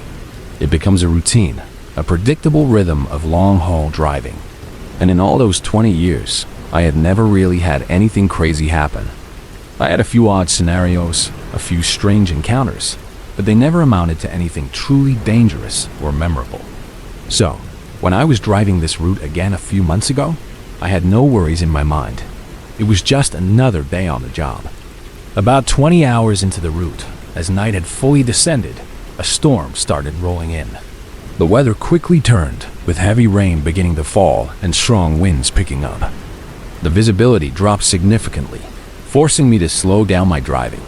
It was late too, past midnight, so by then I was already starting to look for the next truck stop, a place where I could pull over and get some sleep. The thought of resting after a long day of driving was a welcome one. As I drove through the increasing rain, a very sudden, intense light appeared behind me. The road I was on was flat and straight, stretching for miles, so I would have easily seen them coming in my mirror from a long distance. But it was all of a sudden. One moment, nothing, and the next, they were right there, directly behind me. Maybe they had just turned on their lights, I thought, or emerged from a dip in the road. I did not know. But whatever the reason, they very quickly came right up to the back of my trailer, tailgating me aggressively. I kept my eyes fixed on them in my rearview mirror, trying to understand what was happening. They got so close that their headlights were completely covered by the massive bulk of my trailer. All I could see were their bright lights reflecting off the back of my truck, a blinding glow in the rain. Then, without warning, their lights suddenly shut off. My heart gave a little lurch. I maintained my speed, trying to peer into my mirrors, straining to see if they were still behind me in the darkness. But with their lights off and the heavy rain, I had no way to know. For someone to turn off their lights in the middle of a heavy storm while tailgating a truck was completely insane. It was incredibly dangerous, reckless, and deeply unsettling.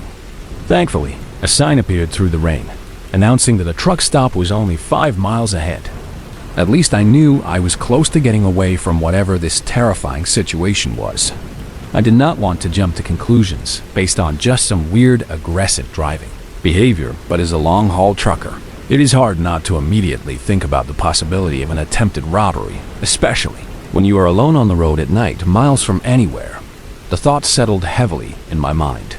For the rest of those 5 miles, I saw no signs of them behind me. The darkness and the rain made it impossible to see clearly, so I was still on edge. But as I saw the faint lights of the truck stop appear in the distance, I started feeling less worried, a sliver of relief beginning to seep in.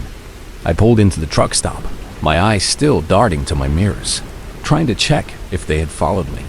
But with the heavy rain and the general lack of lighting in the large lot, it was really too hard to tell. The truck stop itself was mostly empty, a few big rigs at the gas pumps, but the main parking area was sparse. I pulled off to the side and parked my truck in the middle of the lot, choosing a spot that felt relatively open and visible. After waiting a minute, taking a few deep breaths, and getting some of my personal stuff organized in the cab, I decided to do a quick check. I opened the truck door and leaned my head out, peering along the side of the trailer, trying to see the space behind it. I was drenched from the rain in just a matter of seconds, but from what I could tell, there was no car behind me. No sign of the vehicle that had been tailgating me. I closed the door, a wave of true relief washing over me. I grabbed my pillow and blanket from the passenger side, locked the doors of the cab, turned off the truck engine, and tried to get some shut-eye. The steady, rhythmic pounding of the rain on the metal roof of the truck actually made it easy to fall asleep, blocking out any possible sounds coming from other trucks pulling in and out of the lot. When I woke up, however, I felt as though I had only been asleep for a few minutes. I opened my eyes, disoriented. I looked around, seeing it was still dark out, and the storm was just as bad, if not worse, than when I had fallen asleep. But before I could even check my mirrors, a loud, jarring sound shook the entire truck. It was a heavy impact, a distinct, violent jolt. My eyes flew open, wider. My heart hammered. I reached for the door handle, my hand trembling slightly. I opened it and leaned out, looking directly at the back of my trailer. Through the sheets of rain, I could barely make out the outline of a car, its headlights still off, parked right behind my truck. And then I saw them. 2 men. They were moving around in front of the car, near the back of my trailer, their forms indistinct in the driving rain. Terrified, I hesitated. My mind raced. Should I step out and confront them? Should I try to bray?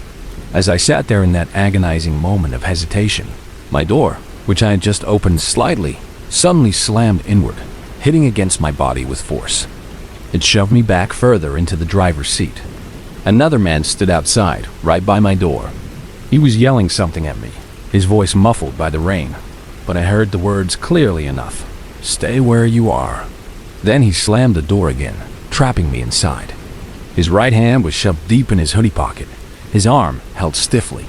With 2 other men behind the truck, and this one directly by my door, I was in no position to try anything. I was completely trapped. I could feel the entire truck shake as I just sat in place, paralyzed by fear. The guy outside my door was watching my every move, his eyes fixed on me through the rain-streaked window. He did not even look away for a second. This terrifying standoff went on for a few minutes. Every second felt like an hour. Then, as suddenly as they had appeared, the men ran back to their car and drove off, disappearing into the storm. I was still in shock, staring after their car as it disappeared onto the dark road. My mind struggled to process what had just happened. I finally pulled out my phone and called the police, putting in a detailed report about the attempted robbery. But no information ever came up on who the men were. They were never caught. All I know is that if I had been any less aware, if I had simply tried to drive off at the first sight of the men, ignoring the warnings of the initial tailgating, I probably would not have been able to make it out as safely as I did. The thought of what they might have done, what they intended, is a constant chilling reminder of the dangers that can lurk even on the most familiar roads. I still drive my routes, but the memory of that storm and the silent, dark car that followed me is a weight that I carry, making me perpetually vigilant in the lonely hours of the night.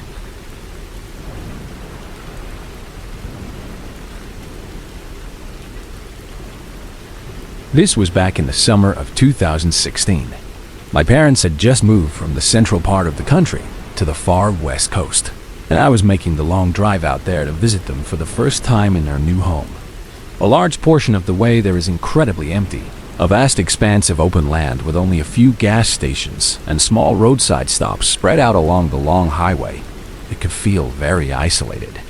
At some point during my second night of driving, as darkness had fully descended, my check engine light came on in my old car. I was not exactly surprised. My car was old, a bit clunky, and not particularly reliable. But I was not really a car person either. I had no clue what could possibly be going on with it. I pulled out my phone, still holding hope for a quick fix, and looked up where the next gas station was. It was another 30 miles away, a significant distance, but I really had no choice but to try and make it there. However, my car decided to make the choice for me instead. The engine suddenly sputtered, coughed, and then completely cut out, leaving me coasting along the side of the road. I steered the car toward the shoulder, pulling over as far as I could, until it eventually rolled to a complete stop. I tried everything I could think of to get it working again. I turned the key, tried to restart it, turned it off, tried again. Nothing. I even got out and popped the hood, peering into the engine for any possible causes of the problem, but I saw nothing obvious. Honestly, I thought this was just the final leg of my car's life. In the meantime, stranded on the side of a deserted highway in the middle of the night, all I could do was find a way to get help. I pulled my phone out again, hoping to call for roadside assistance or a tow truck. But as I looked at the screen, I immediately felt my stomach drop. No service, not a single bar. I tried a few calls anyway, just in case, but obviously, none of them went through. After 30 agonizing minutes of trying to find a solution, walking up and down the road trying to find a signal, I realized I really only had one option left: hitchhike a ride. I had never done it before, and I was incredibly nervous. I did not really know what to expect. I had always found it to be a strange, almost taboo thing that I never thought I would ever have to do. But here I was. I stood out there on the side of the road, in the dim glow of my hazard lights, and just waited. Every 15 minutes or so, a single car would pass by, a brief flash of light and sound, but none of them stopped for me. This went on for hours. It was probably 2 or 3 o'clock in the morning before I finally saw the headlights of another car coming down the long, empty road. I stuck my thumb out, assuming it would just pass by like all the rest. But to my surprise, the car started pulling over. It was a black pickup truck, a rather old model. The windows were tinted, and I could not really see the driver until I walked around to the passenger side of their car. He was a very skinny man with a long, thin face. This, combined with his long, dark black hair, made him look a little unsettling. "Need a lift?" he said, his voice surprisingly happy, almost too cheerful, with a wide, unsettling grin. Something about this guy immediately put me off. My instinct screamed at me to be cautious.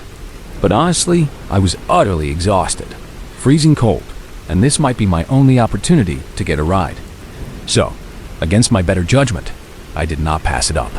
"Yes, please," I said, trying to sound grateful. I hopped into the back seat, behind the driver. I felt like it would have been awkward if we did not have some small talk. So I asked him what he was up to tonight, driving out here in the middle of nowhere. "Just cruising on the highway," he responded, his voice still too cheerful, as if it were a hobby of his or something. That was kind of strange, considering we were in the middle of nowhere, miles from any town. I was surprised he did not ask me what I was up to, or why I needed a ride, but I tried to think of another question, just to keep the conversation going, to keep things feeling normal. The man interrupted my train of thought, however, when he looked at me for a few seconds in the rearview mirror. His eyes were unsettling. "You don't have any weapons on you, right?" he asked, his voice still light, but the question itself was chilling. "Just making sure I'm safe," he added, with that same odd, wide smile of his. I quickly said, "No," thinking it was a strange question to ask so bluntly. But maybe, I rationalized, he really was just trying to watch out for himself. I did not know. After that, I stopped talking. The air in the truck cab became thick with an unspoken tension. Another 10 minutes went by. I just stared out the window at the passing darkness, the trees blurring into indistinguishable shapes. Then, without warning, the man made a sudden sharp turn off the highway and onto a bumpy dirt road. I immediately sat up straighter, my body stiffening. I looked around, my heart beginning to pound. This was definitely not right. "Where are we going?" I asked, my voice laced with a tremor of fear. He shot a quick look at me in the rearview mirror, his unsettling smile gone, replaced by a blank, unreadable expression. He continued to drive without answering. My fear escalated. "Where are you taking me?" I asked again, much more loudly this time, desperation creeping into my tone. At this point, I knew that no matter what, the very next time this car stopped, I was going to bolt.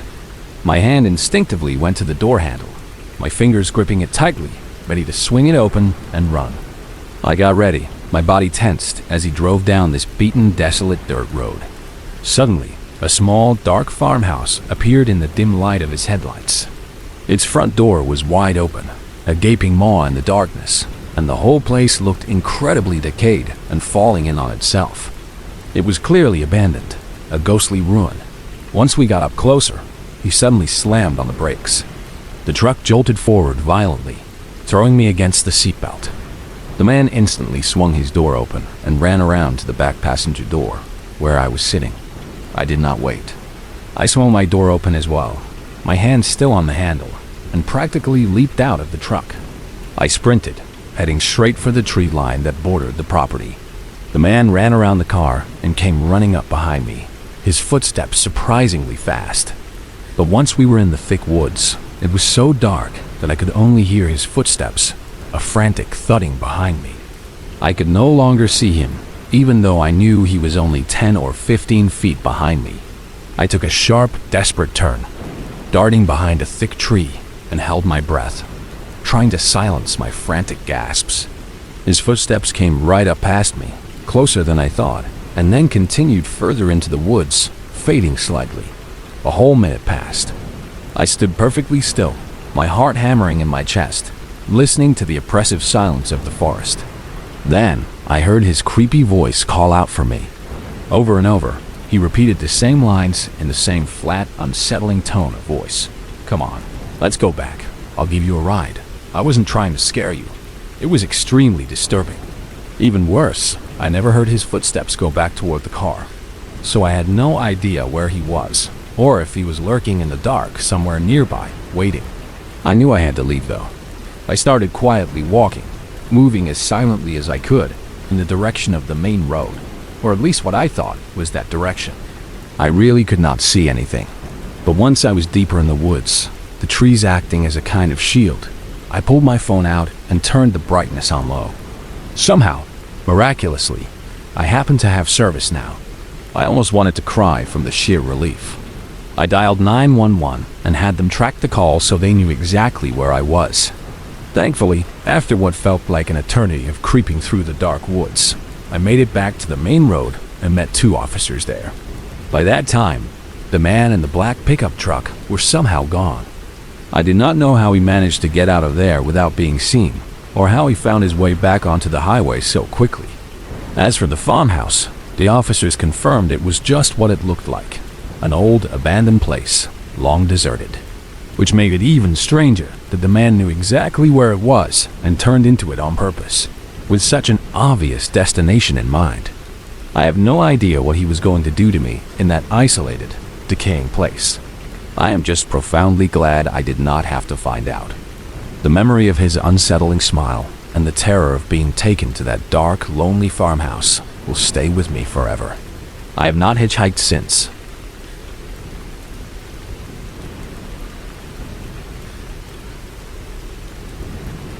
This was only a few months ago.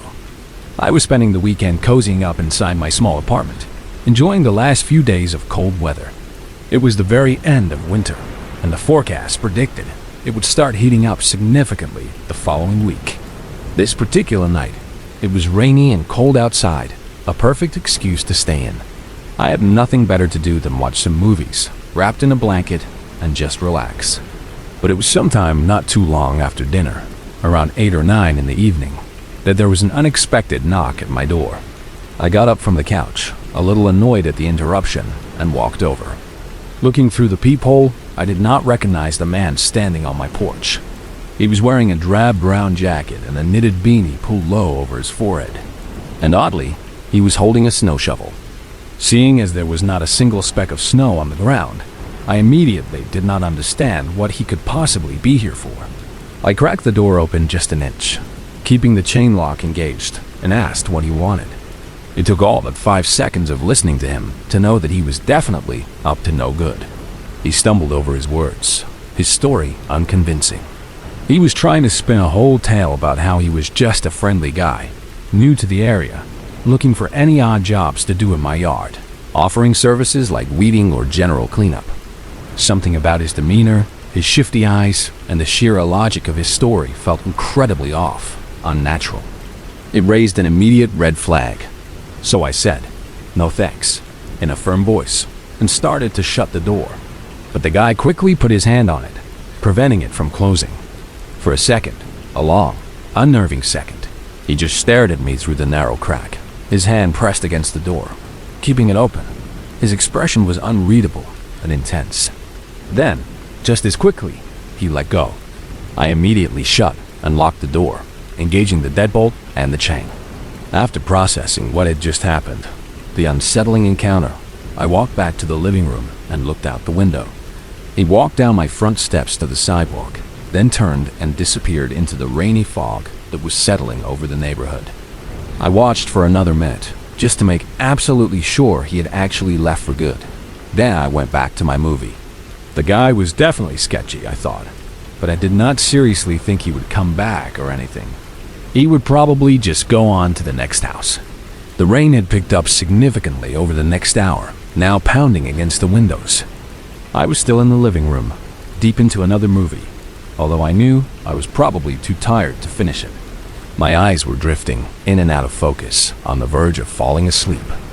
But then, randomly, a distinct, heavy thump sounded directly above me. It shook me awake instantly. It was just one thump, a single, jarring impact. It was kind of hard to tell how loud it actually was with the heavy rain outside. But what was truly odd about it was that it was definitely from above me. Not a sound from downstairs, not a door closing, but something directly overhead. I got up, my brow furrowed in confusion, and walked upstairs. I looked around, searching for anything fallen over, or even a leak in the ceiling that might have caused the house to settle a bit and make that noise. However, I found nothing.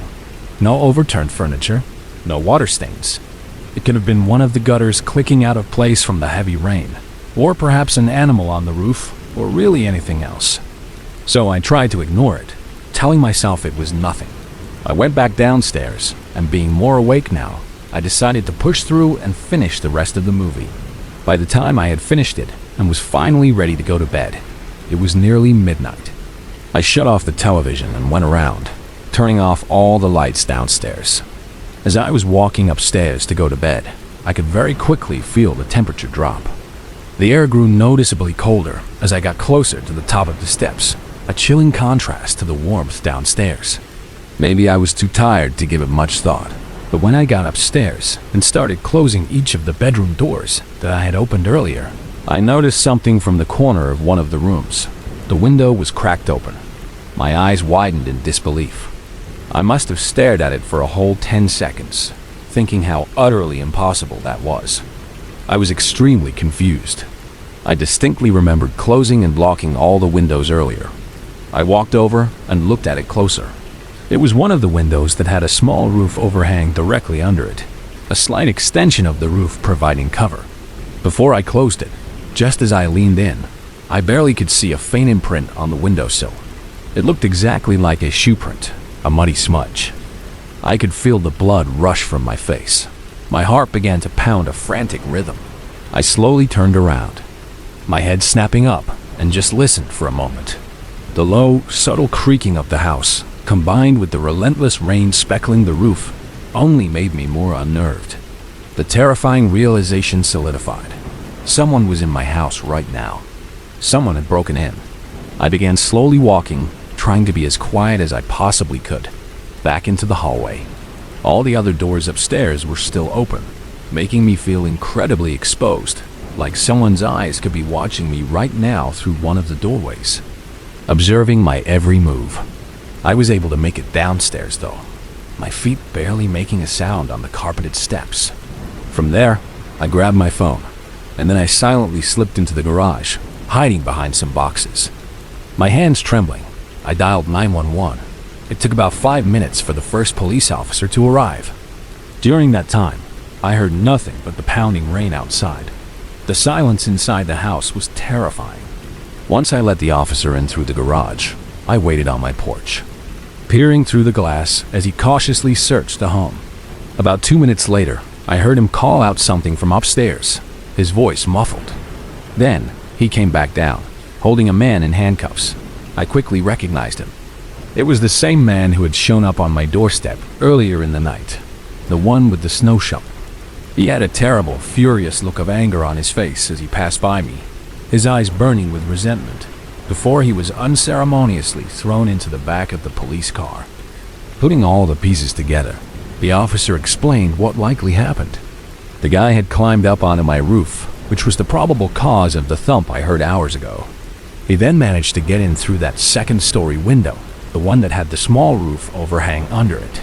The most disturbing detail, however, was that the officer said he was found hiding in the master bedroom, which was literally just 30 seconds from where I was about to enter and maybe even fall asleep. The man had even taken his shoes off after climbing in through the window, presumably to not let his muddy shoe prints show on the clean carpet. So the fact that I saw the tiny faint imprint on the windowsill was nothing short of a miracle. With him going directly to my bedroom, his intentions were clearly malicious, far beyond simple robbery. And thankfully, the judge agreed.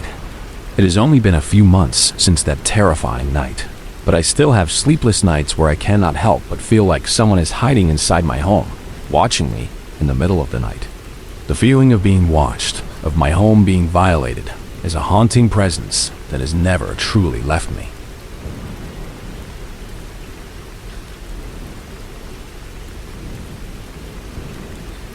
I was driving back from my friend's place in northern Wisconsin. I live right outside of Chicago, which is about a 6-hour drive, so I decided to do it all in one go. However, I had not anticipated leaving quite so late in the evening. I was not on the road until 8 o'clock at night, but I absolutely had to be home for work the following day, so there was no option to hang out any longer. If you are not familiar with Wisconsin, it is mostly flat in the southern parts, but as you go north, it transforms into an area with a ton of dense forests all over. Small towns are scattered throughout, but the biggest cities are closer to the Illinois border, nowhere near where I was. My buddy's place was in one of these very small, isolated towns, so pretty much right out of the gate, it was barren forest roads. There were a few cars here and there initially, but once I was 30 minutes out and the sun had fully set, there was not a single other car on the road. I probably went a whole 2 hours without seeing anyone else. The endless flat forest stretching on either side of me was so repetitive that it was making me incredibly sleepy. It definitely did not help that I was already so tired from hanging out with my friend all weekend. I was trying everything to stay awake, blasting the radio, singing along, opening the windows for fresh air. But at just around 11 o'clock at night, I actually saw something up the road, a dark shape against the asphalt. I opened my eyes a bit wider, trying to focus. It was a person. They were standing on the shoulder of the road, their thumb outstretched, clearly looking for a ride. For some reason, the very first thought that came into my mind was that having company in the car would surely help keep me awake. It was a long, lonely drive, and a conversation might be just what I needed. I almost instinctively began slowing down, my foot coming off the accelerator. As I got closer, the person started walking down the shoulder toward my car. I rolled the passenger window down and pulled up next to them, coming to a gentle stop. "Hey," I said, leaning over slightly. "I just need a ride into the next town. If you've got a spare seat for me," the man said. It was really dark out, and I could not see much of him, but his voice sounded tired, almost weary. I hesitated for a moment, weighing the pros and cons. My logical side screamed at me to be cautious, but the thought of falling asleep at the wheel or simply enduring another 4 hours of absolute solitude convinced me. "All right," I said. "Hop in." I led him into the back seat, figuring that was the safest place for a stranger. It was not until I started pulling away again that the thought even popped into my head about why he was out here. I mean, the middle of the woods, in the middle of the night, was kind of a weird place to be hitchhiking. I looked in the rear-view mirror.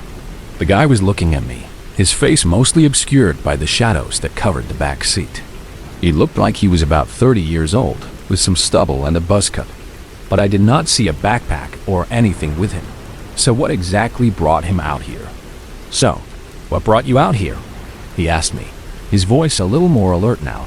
I told him I was at my friend's place for the weekend and was heading back home to Chicago.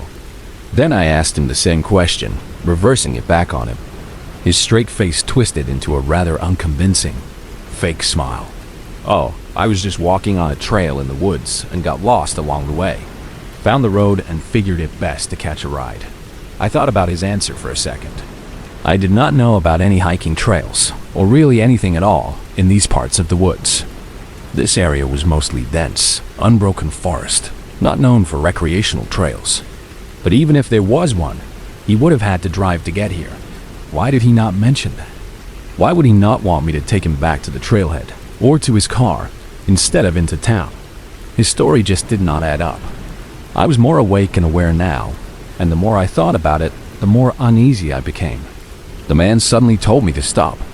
"Just pull over here," he said, his voice curt. "Drop me off here." I cautiously did as he said, pulling the car onto the shoulder and parking. We were maybe 5 miles down the road from where I had picked him up, and there was still nothing but dense, dark forest all around us. No houses, no lights, no sign of any town. The guy quickly opened the door of my car. Without saying another word, he started rushing away, heading straight for the trees, disappearing into the darkness. I was super weirded out and deeply concerned about this whole thing. At this point, I just wanted to get out of there, but he had left the door open. Annoyed, I leaned into the back seat to shut it. That is when I noticed something tucked under the passenger seat. A small, dark drawstring bag. It was not mine. It was definitely his. "Hey!" I called out for the guy, my voice cutting through the quiet night.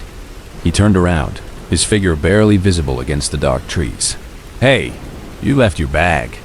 He stood there, with a straight face and wide, frustrated eyes, staring at me for several uncomfortable seconds. The silence was thick with tension. Then, very slowly, he started coming back toward the car. "Your bag," I repeated, pointing under the seat. "You left it right here." He hesitated for another several seconds, his eyes still fixed on me, before he finally reached in, grabbed the bag abruptly, almost snatching it. He then turned around without another word and hurried back into the forest, disappearing from sight once more. I reached over and slammed the door shut, locking it immediately. Then, I put the car in drive and left the area as fast as I possibly could, leaving that strange encounter behind. I was immensely relieved to be away from that guy, knowing, with certainty now, that something was definitely up with him. But it was only a few minutes down the road that I started to pick up on an awful odor coming from the back seat. It was a strong, metallic, sickening smell. It got increasingly worse over the next 30 minutes, filling the car with its terrible stench, until I finally got into another small town. I pulled into a gas station, my stomach churning. I grabbed my phone, turned on the flashlight, and peered into the back seat. On the carpet, under the passenger seat, right where the drawstring bag had been sitting, there was a deep red stain. I almost threw up right there. The smell, combined with the sight of the blood stain, made the reality of the situation crash over me. I stumbled out of the car, rushed into the gas station, and immediately called the police. I gave them all the information I had on what happened, recounting the strange man, the hitchhiking, the odd story, and the blood stain. They came quickly and cut out the piece of carpet from my car to get it tested. They also launched a search for the man, but came up empty-handed, only finding a few vague footprints near the spot where I had picked him up. I do not know exactly what was in that bag, or whose blood was on my carpet, but it seems like he was trying to plant it in my car as a means to cover something up, to shift the blame to me. We still have no idea who he was or what he was truly up to that night. The entire experience left me profoundly shaken, haunted by the lingering odor and the terrifying thought of what I had unknowingly been a part of. The highway, once a symbol of freedom, now held a darker, more sinister meaning for me.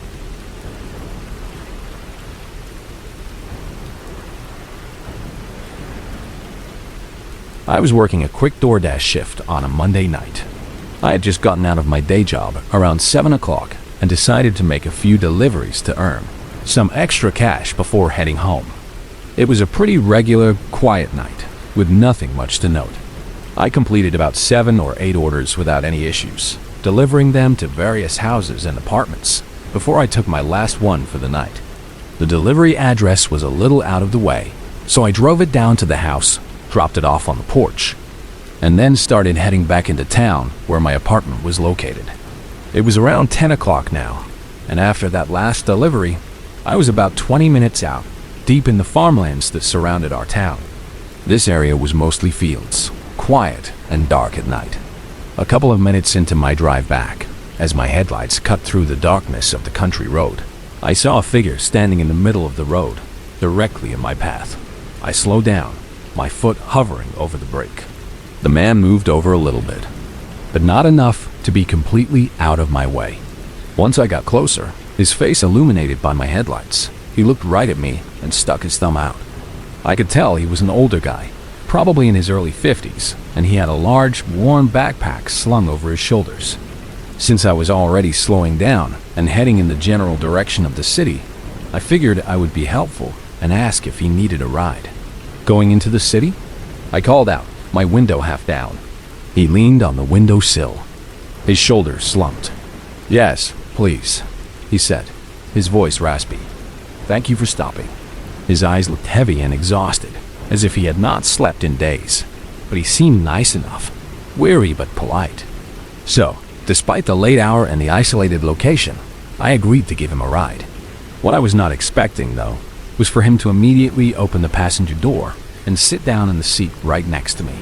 Most hitchhikers, in my limited experience, would get into the back seat as a common courtesy, a small gesture of distance.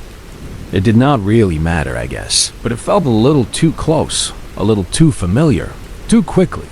As he got situated, awkwardly adjusting his large backpack at his feet, I looked past him at where he had come from. It was just a vast field of tall, dark grass, a huge farm or something, stretching into the blackness. There was no car, no obvious reason for him to be standing there. "You from around here?" I asked, trying to start a casual conversation. "What brings you out to the farmlands tonight?" He looked over at me, his face impassive. "Just making my way across the country to visit my family. Don't have a car, so I've been hitching rides." I thought that was pretty interesting, a long, arduous journey. So I asked more about where he was from, trying to get him to elaborate, but he gave me very vague and uninterested answers, almost dismissive. A couple of times, I caught him looking into my back seat. Not just quick glances, though. It was like he was running his eyes through the whole back seat, scanning every inch, looking for something specific, almost searching. Something about this guy slowly started to make me feel off. He was not talking much, and his silence, combined with those searching glances, was making him act really unusual. The atmosphere in the car was becoming heavy, tense. "Is everything okay?"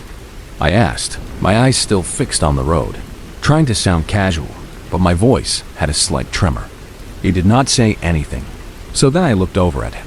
My eyes were drawn to his disturbing stare, fixed straight ahead. Then I noticed it, the glint of metal in his right hand, a knife. He had it clenched, hidden low beside his leg. "Stop the car," he demanded, his voice low and firm. I did not say a word. My foot instinctively hit the brake, and I parked right there in the middle of the empty road. My heart was pounding, a terrified drumbeat against my ribs.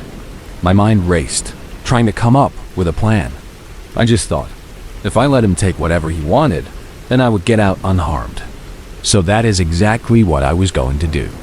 As soon as the car was in park, my hand went to my door handle, ready to open it and just walk away. But he quickly stopped me.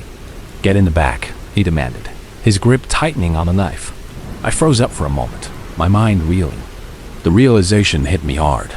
We were in the middle of empty fields. There was nowhere to go, no one to hear me. If I got in the back, I would probably never have another chance to escape. My eyes flickered to his feet. His large backpack was slightly open, and I could clearly see a thick bundle of rope, neatly coiled, peeking out. The implications were horrifying. I had no choice but to try my luck escaping now, before it was too late. Before he forced me into the back, before he could use that rope. With one swift, desperate motion, I opened my door and practically leaped out of the car. The man tried jumping across the front seat to grab me, his hand reaching out, but I was faster. I sprinted to the other side of the road and dove into the tall grass that bordered the field.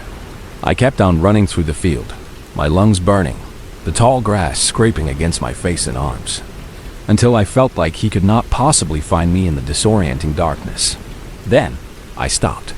I stood perfectly still, trying to catch my breath, listening intently.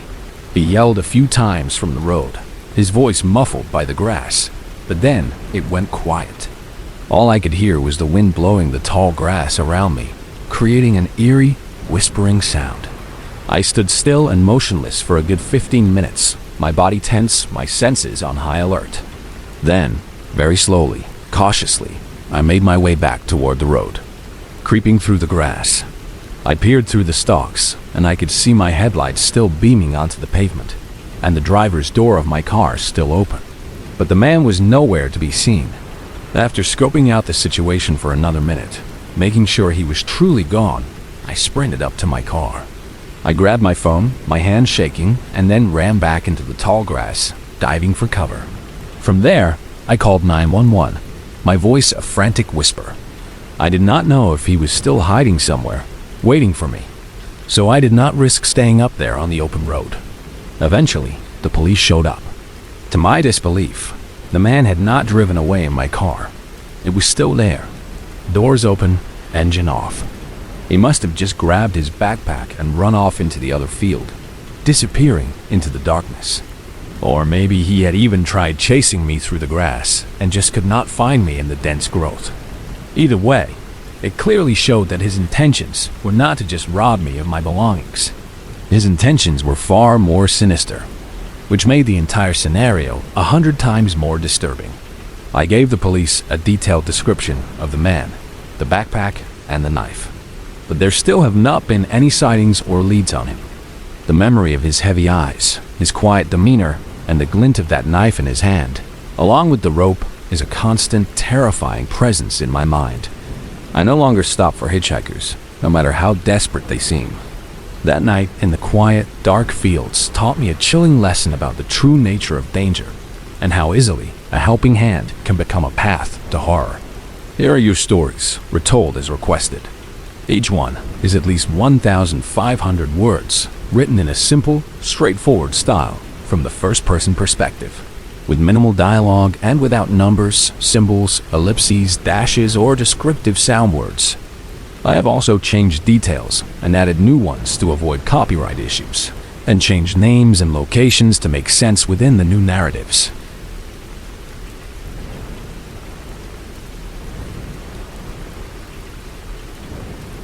I remember my early days as a patrol officer, just a few months into the job. It felt like I was still learning everything, still finding my way around the late shifts. The police academy had not truly prepared me for the quiet dread that sometimes settled over the town in the darkest hours. My assignment was typically the overnight shift, 3 long 12-hour stretches each week. It was a tough schedule, especially because it seemed like all the strange and difficult things happened when the sun was down. One particular night, barely into my 3rd month, something happened that stayed with me. It was very early in the morning, around 2 or 3, and I was driving my usual route through the quiet streets of Eastwood. The roads were completely empty, no other cars anywhere. A large part of my patrol area was surrounded by dense woods, making many of the roads very dark. But then there was one main street, called Elmwood Avenue, which was always well lit with streetlights. All the shops along Elmwood Avenue were closed at that hour, of course, so there was usually very little activity. I made a slow turn from a quieter residential road onto Elmwood Avenue. My patrol car glided along, and I kept my eyes moving, checking both sides of the street, looking into the empty parking lots of the businesses. That was when I saw something odd. My eyes caught a detail as I passed a local coffee shop, Morning Brew. Its parking lot was empty, but something was wrong. The lights inside the coffee shop were on. I pressed the brake pedal firmly, bringing the car to a stop, then shifted into reverse. The tires crunched on the gravel as I backed up until I was right in front of the coffee shop. I rolled down my window, letting in the cool night air. I poked my head out, squinting a little, just to make sure I was not imagining things. The coffee shop was definitely lit up, which was deeply strange. Morning Brew always closed at 6 in the evening on weekdays. I knew this because I was a regular customer, and I knew the owner, Mr. Henderson, quite well. He was a friendly man who always had a smile. I pulled my patrol car right up to the curb near the entrance. I figured I should at least check the door. Maybe Mr. Henderson had forgotten to turn off the lights, though that seemed unlike him. I got out of the car, feeling a slight unease begin to build in my stomach. The air was still and cold. I walked up to the heavy glass door and tried the handle. To my surprise, the door was unlocked. My hand hesitated for a moment, resting on the cold metal. An empty coffee shop, all lit up in the middle of the night, with an unlocked door. This was not normal. I pushed the door open slowly, a soft creak echoing in the quiet. I stepped inside, my boots making little noise on the tiled floor. "Mr. Henderson?" I called out, my voice sounding strangely loud in the empty space. "Hello? Is anyone here?" My voice seemed to hang in the air, echoing back at me from the high ceilings. The silence that followed was unnerving. It felt wrong to be standing in a normally bustling coffee shop that was now completely still, bathed in an artificial glow at 3 in the morning. A shiver ran down my spine, not from the cold, but from the unsettling feeling of it all. Why were the lights on? Why was the door unlocked? I kept calling out Mr. Henderson's name, moving slowly past the counter and the empty tables. Then I heard it. A faint, indistinct sound came from deeper within the building, below my feet. It sounded like it was coming from the basement. I had never even known this particular coffee shop had a basement until that very moment. I walked towards the back of the shop, past the kitchen area, and found a door. It was a simple wooden door, slightly ajar, leading down into what looked like a dark hole. It seemed to stretch into a deep black void. I unholstered the sturdy flashlight from my duty belt. Its beam cut through the darkness, illuminating the top of a set of concrete stairs. My training kicked in, overriding the growing sense of dread. Deep down, I knew it was my duty to investigate. I had to go down there and see what was happening. Even though I was truly afraid, the job required it. There was no light switch visible on the wall, so I aimed my flashlight down the stairs and began my slow descent. Each step was carefully placed, my cheap police flashlight providing only a narrow circle of light in the overwhelming darkness. I reached the bottom of the stairs. The air in the basement was colder and held a faint, musty smell. I spun slowly, the flashlight beam sweeping across the rough concrete walls and floor. The space felt large, full of shadows and unknown corners. I saw stacks of boxes, shelves, and what looked like old equipment. The silence was heavy, broken only by my own breathing. Then the sound came again. This time, it was much louder, clearer. It was an odd noise, difficult to describe. It sounded almost as if it were partly produced by machinery, a low hum or whine, mixed with something that felt alive, like a strange, guttural groan. It did not make sense, but it was the best way I could think to put it. The noise seemed to come from a specific direction, from a room at the very back of the basement. I walked slowly towards the sound, my flashlight leading the way. I pushed open a door that led into a smaller room, which appeared to be an office or a storage space. It was just as dark as the main basement. I stood still, my flashlight beam steady, waiting. I might have stood there for 30 seconds, maybe longer, my heart beating in my chest. Then the same exact sound erupted again, much more intensely this time. It came from a corner of the room, distinct and horrifying. It was a terrible, distorted sound, not quite human, not quite animal, and certainly not just mechanical. The noise clearly came from inside an air vent mounted high on the wall in that corner. My first instinct was to shine my flashlight directly into the vent, but the metal grill blocked most of the light. I could not see anything inside. So, I took the next logical step. I pressed my ear up against the cold metal of the vent grill, hoping to hear something, anything, that might tell me what was inside. And I did hear something. It was faint, but unmistakable. I was 80% sure, maybe even more, that what I was hearing was the sound of someone breathing.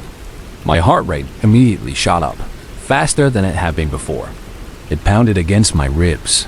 There was a person, a living being, inside that vent. That was a truly horrifying thought.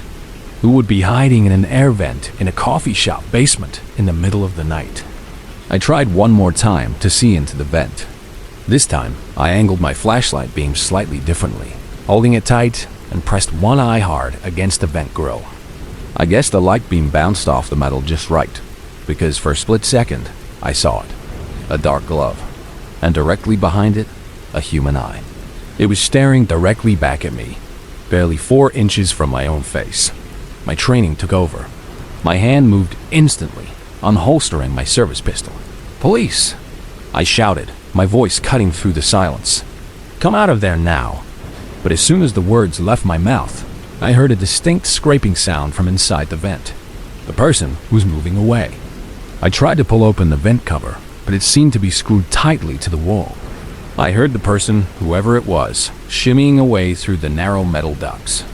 The scraping sound faded quickly, becoming softer and softer until it was completely gone. The silence returned, more ominous than before. Where did that vent lead? How did they get in there in the first place? Why were they in there, especially at this hour? And what was that strange, unnatural noise I had heard? That half electronic, half organic sound? So many questions flooded my mind, and none of them had answers. The sense of dread solidified into a cold, hard knot in my stomach. I backed away from the vent, my gun still in hand, and immediately called for backup on my radio. Within minutes, 2 other patrol cars arrived, their blue and red lights flashing silently outside the coffee shop. My colleagues, Officer Davies and Officer Chun, entered cautiously.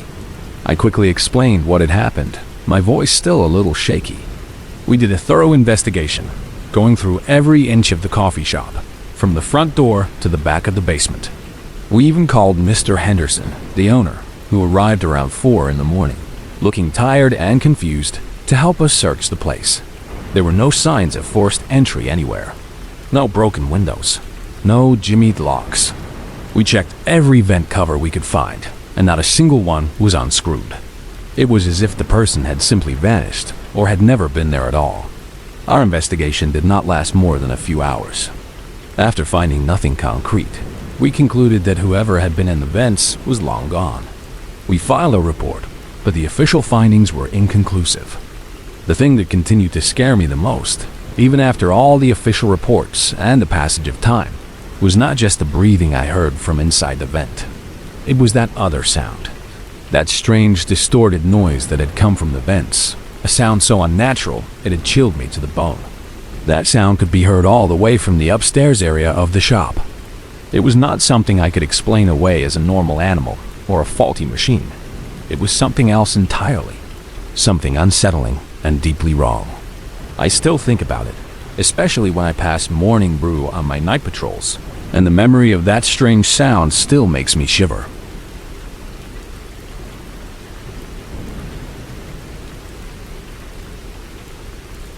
I used to work the night shift at a gas station just off a quiet rural highway in the heart of Ohio.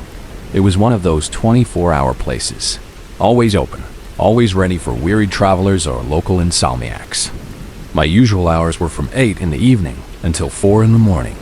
The start of the shift was typically busy, filled with people on long road trips, pulling in for coffee, snacks, or just to fill up their tanks. There was a constant flow of cars and customers.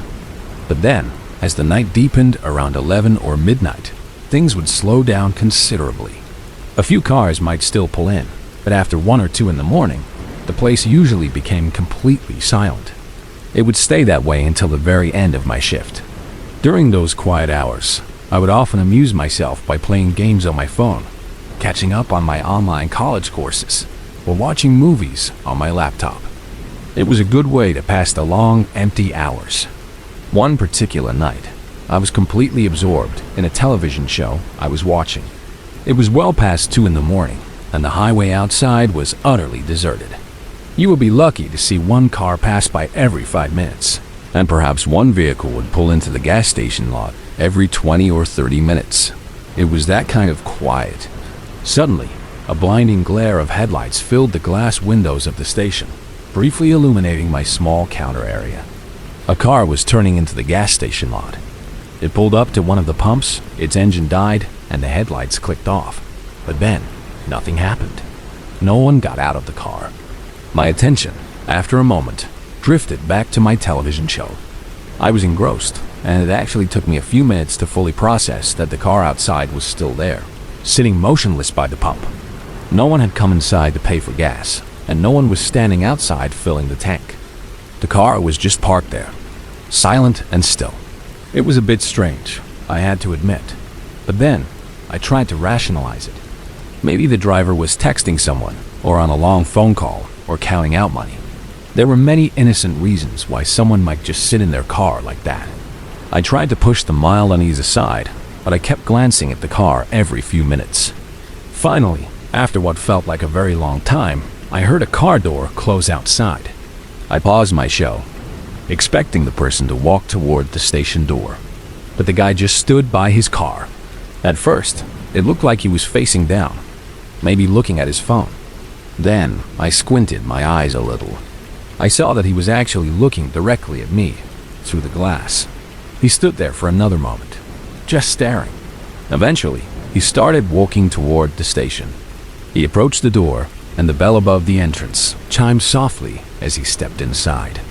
It was a man wearing a dark hoodie, his face mostly obscured. He walked right past the counter without a word, without even looking at me directly. He gave a very slight side glance, and I just managed to catch a glimpse of one of his eyes for a very short second before he turned away. He walked to the back section of the store where the snacks and drinks were kept. Once he was back there, I could neither see nor hear him. He seemed to be taking a very long time. The silence stretched, becoming uncomfortable. "Do you need any help, sir?" I called out, my voice sounding a little too loud in the quiet store. Not even the slightest sound came in response. I was about to step out from behind the counter to check on him, to see if he was all right, when the man suddenly emerged from the back corner. He walked slowly back outside, not looking at me once as he passed the counter and exited the store. He returned to his car at the pump. He opened the passenger side door and seemed to be searching for something inside. Then he shut the door, and once again, he looked directly at me. Despite the distance between us and the thick glass of the storefront, I knew his eyes were fixed on me. He slowly lifted both of his arms and began to wave me over. It was a strange, almost beckoning gesture. I did not know what to do. Every single thing about this situation and about this man was completely unsettling me. My heart began to beat faster. He then started walking very quickly toward the door of the gas station, still waving his arms and hands at me. As he got closer, I saw him put one hand into his pocket while still waving with the other. It looked like he was reaching for something. My instinct screamed at me to get safe. I bolted from behind the counter, running to the front door. My hands fumbled with the lock. I managed to click it shut with only about 3 seconds to spare. Just as the lock engaged, he reached the door and tried to pull it open. This was the first time I could clearly see his face. He was looking directly at me, his eyes wide and intense. I also saw his hand in his pocket. I was sure, absolutely sure, that he was holding the handle of a blade. The metal glinted faintly in the dim light coming from inside the store. "We are closed," I said, my voice shaky as I pulled down the blinds that covered the large front windows. The blinds came down with a soft rattle, blocking him from view, but he did not leave. I could still sense him out there. I tried to put him out of my mind, to tell myself he would just go away, but I could not. He started knocking on the glass. At first, it was a steady, rhythmic knock. Then it became more frantic, turning into a loud, insistent banging. "I am calling the police if you do not go away." I screamed through the door, my voice hoarse with fear. The banging stopped abruptly a few moments after I said that. I heard nothing more. I thought, or hoped, he had walked away. I did not dare to check. I simply stayed hidden in my corner behind the counter, my body tense and ready to react. I gave it 10 long minutes. Every second felt like an hour. My heart pounded, and my breathing was shallow. Finally, when I felt I absolutely had to, I cautiously opened the blinds back up. A certain kind of horror flooded my body when I saw his car was still there, parked right by the pump. Where was he? Was he still in his car? Or was he somewhere else outside, waiting? Paranoid thoughts raced through my head. What if he was by the back door? What if he was just out of sight, planning something? Then, to my immense relief, another car pulled into the parking lot. A normal-looking man got out and walked towards the door. I quickly unlocked it for him. He came in, holding 2 $20 bills in his hand. ready to pay for his gas. "Be careful of that other car out there," I warned him, my voice still a little shaky. Something strange has been going on. We then got into a long conversation about what had just happened. I recounted the entire bizarre encounter, and he listened patiently, shaking his head. As we talked, the other car, the one that had been sitting there for so long, suddenly turned on its engine. Its headlights flared, and it finally drove off the lot, disappearing down the highway. The man and I both let out a sigh of relief, even laughed a little, a nervous release of tension. But when my relief worker finally came in at 4 in the morning to take over the shift, I was not laughing anymore. My whole drive home, my hands were still shaking on the steering wheel. My mind kept replaying the man's eyes, the blade handle, the knocking on the glass. It was a deeply unsettling experience. Nothing that's strange or terrifying ever happened again throughout the rest of my time working at that gas station. But the memory of that night stayed with me, a chilling reminder of the unknown dangers of the dark.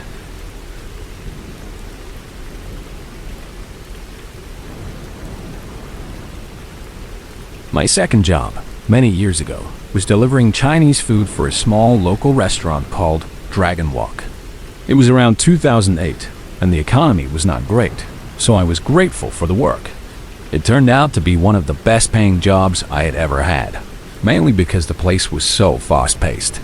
We got a huge number of delivery orders, which meant a lot of tips. It was a busy Thursday night, just a half hour before closing time. The restaurant was bustling, even late in the evening. We had 3 delivery drivers working, including myself, all trying to keep up with the constant stream of orders. My boss, Mr. Lee, was a strict and demanding man, as usual. He handed me the last order of the night and told me to be quick. "Be back fast," he grumbled, his eyes on the clock. The address for the delivery led to a town about 5 miles away, a place called Willow Creek. I knew this would be a longer trip than most, but the longer trips often had the better tips, so I did not mind. I still remember the order itself. Just a simple wonton soup and a side of plain white rice. A small order, but it could still yield a good tip for the long drive. The drive took about 15 minutes. As I got closer to the address, the neighborhood started to change. It was not exactly the most appealing area of town, with older houses and dim streetlights. I pulled my beat-up car up to the curb in front of the delivery address. It was a 2-story house, dark and quiet. I stepped out of the car, holding the small brown paper bag with the food. As I took a step from the street towards the curb, something made me stop. My eyes were drawn upward to the upstairs window of the house. In the darkness, I could just make out something. Half of someone's face was peeking out from behind the curtain. And by half, I mean I could only see a pair of eyes and the very top of a nose. It was as if they were deliberately trying to hide, watching me. I did not know what to think. It did not look like a child. It looked like a grown man. The eyes seemed to be staring directly at me, even from that distance. A chill went down my spine, but I tried to ignore it. All I could do was continue walking toward the front door. The porch light was off, adding to the unsettling atmosphere. As I approached the door, I saw a piece of paper taped to it. It was a handwritten note. I leaned closer to read it in the dim light from the street. The note said, "Doorbell broken. Asleep. Door unlocked. Money on table. Please come inside and leave food on table." The note was so bizarre that I actually pulled out my phone and took a picture of it. It just felt so wrong. You know how they say red flags go off in your head in a split second? That is exactly what I was feeling. Every alarm in my mind started blaring. Someone asking a delivery driver to just walk into their house at night when they are supposedly asleep. It was incredibly unsettling. I stepped back a few feet, my eyes drawn back to the upstairs window. The person was no longer there. The curtain was completely still. I thought about the note again. If they were asleep, why would they leave a note like this? And why would they be peeking out the window at me just a moment ago? I tried to rationalize it, to make sense of the situation. Maybe it was a person who was extremely socially awkward, someone who genuinely preferred not to interact with a delivery person. It was a weak explanation, even to myself, but I grasped onto it. I needed to deliver the food and get my tip. I slowly, very slowly, reached for the doorknob. My hand felt cold. I turned the knob, and sure enough, it clicked softly. The door was unlocked. I pushed it open just a crack, peering into the darkness. There was no light on inside the house at all. It was utterly black. I could not distinguish where any table might be, let alone where the money was supposedly sitting. A wave of apprehension washed over me. Going into a completely dark house on a strange street, alone, at night, with a cryptic note on the door. This felt like the opening scene of a horror movie. My heart started to beat a little faster, but I was here, and I had the food. I took a deep breath and stepped inside, leaving the front door open a few inches behind me. I tried walking to the left, my hand outstretched in the darkness. I found myself in what I assumed was the kitchen. I could hear the faint hum of a refrigerator nearby, confirming my guess. But like I said, it was dark as hell in there. I could not see my hand in front of my face. I stood still for a moment, listening, my senses heightened. The silence was thick, pressing in on me. I wanted to find the table, drop the food, grab the money, and get out of there as fast as possible. I came up with what I thought was a brilliant idea. I pulled out my phone. The screen would provide some light. I turned the brightness up all the way, illuminating the immediate area around me with a pale blue glow. And that is when I saw it. In the corner of the kitchen, barely visible in the faint light from my phone, was the silhouette of a person. No features. Nothing distinct. Just the dark outline of a human form, standing absolutely still. Watching me. It was not a shadow. It was solid. My blood ran cold. In that very moment, all the rationalizations, all the attempts to be brave, vanished. The bag of food slipped from my trembling fingers, dropping softly onto the floor. I did not even hear it land. My mind went blank, except for one overriding command: get out. I spun around, my phone still clutched in my hand, and ran. I ran out the front door, leaving it wide open. I sprinted back to my car, fumbling with the keys, scrambling into the driver's seat. I started the engine, threw the car into reverse, and sped away from that house as fast as I possibly could. I never looked back at that eerie house, nor did I ever go back to that unsettling part of town. When I returned to Dragon Walk, my boss, Mr. Lee, was furious. He yelled at me for not delivering the food, even after I tried to explain what had happened, how strange the note was, what I had seen. But that was just how he was. He was focused on the bottom line. Despite his anger, I did another delivery that night, simply because I needed the money. But when I finally went home, I could not sleep. My mind kept replaying the dark house, the note, the eyes in the window, and most of all, the silent silhouette in the kitchen corner. My imagination ran wild with what could have happened in that house had I actually gone deeper inside. Had I gone all the way to that table. The memory of that night still sends a shiver through me. It was a close call, a reminder that some things are better left untouched. Then,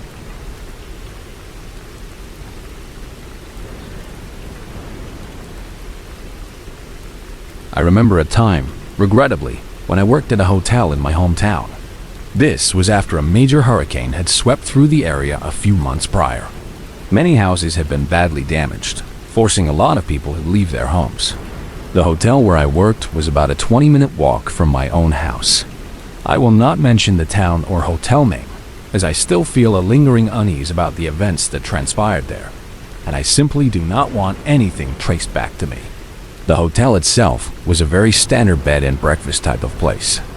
It offered the usual amenities: a simple breakfast with wet scrambled eggs, frozen sausages, and assorted cereals. After the hurricane, the hotel had a busy month, as people who had been displaced by the storm sought temporary shelter. But after that initial surge, things quieted down considerably. In fact, it became even quieter than it had been before the hurricane, almost eerily so. My shifts were always at night, from 6 in the evening until 2 in the morning. Then, another person would come in to relieve me, working until 10 or 11 in the morning. I could always see how many people were checked into the hotel by looking at the computer system. At that time, there were only about 9 rooms occupied, which was not a lot at all for a hotel of that size. I could go an entire night, sometimes without seeing a single guest. There was a small back break room for employees. It had a coffee machine, a small fridge, a table, and a couple of comfortable sofa-like chairs. The employee bathroom was also located back there. At night, I spent most of my time in this break room, waiting for the front desk bell to ring. There was a bell at the front desk that guests would ring if they needed anything from me. One quiet night, I was relaxing in the break room, flipping through a magazine, when I heard a deep voice from the lobby. "Hello?" It called out, then again, "Hello?" repeatedly. I put down my magazine, stood up, and went through the door that led to the area behind the front counter. I saw a man standing on the other side of the glass barrier. This barrier had an opening underneath, about 10 inches high, for passing things through. "I need towels," he said, his voice deep. I grabbed a couple of extra clean towels from the shelf behind me and slid them under the glass for him. He took them from me rather aggressively, pulling them through the opening with a jerk. He then shot me a very strange look, a kind of intense, unsettling stare, before turning and walking towards the room's hallway. I stayed in the lobby now, sitting in the rolling chair by the security monitors. I watched the man on the camera screen as he walked down the hallway. He was looking around in a very odd way, his head constantly turning, as if searching for something or someone. Then, even stranger, he started rubbing the towels on his face, almost scrubbing himself with them. It was a bizarre sight. "What in the world?" I muttered aloud to myself. He then entered the elevator. Feeling a little disturbed, I decided to go back to the break room. Perhaps 10 minutes later, I heard the voice again from the lobby. "Hello? Hello?" It was the same deep voice. I walked back out, and there he was again, standing on the other side of the glass barrier. "My key card is broken," he said, very loudly, his voice echoing in the quiet lobby. "What is your room number, sir?" I asked, trying to sound calm and professional. "It is something random," he replied. "Like 2C something with a letter in it." My stomach dropped a little. Our hotel rooms strictly had numbers, no letters. I knew instantly that this man was lying. There was no room 2C. "Sir," I said, trying to keep my voice steady, "our rooms do not have letters. Are you sure you are staying here?" His reaction was not something I was expecting, nor was it something I ever wish I had to experience. He threw the towels he was still holding onto the floor. They landed with a soft thump. Then, a slow, unsettling smile spread across his face. He started tilting his head slightly, like a confused animal, as he moved closer to the glass barrier. When his face was practically pressed up against the glass, his eyes wide and fixed on mine, he spoke. "I am going to kill you," he whispered, still with that strange, unsettling smile on his face. My breath hitched in my throat. Then he said it again, louder this time, and again. Each time he repeated the words, his voice grew louder until it was almost a scream. "I am going to kill you. I am going to kill you." Pure terror coursed through me. "I am calling the police," I screamed back at him, my voice cracking. I grabbed the phone from the counter and deliberately picked it up, making sure he could see me dialing 911. I held the phone to my ear, talking to the dispatcher, my voice trembling but loud enough for him to hear. I explained very loudly what was happening right in front of my face, describing the man and his threats. The sick man kept his disturbing smile. He even started mocking me, repeating my words in a high-pitched voice, making fun of me calling the police. As I explained everything to the dispatcher, he slowly started walking towards the front door of the hotel. "He is leaving," I told the dispatcher, watching him intently. Once he was gone through the doors and out of sight, I confirmed, "He is gone."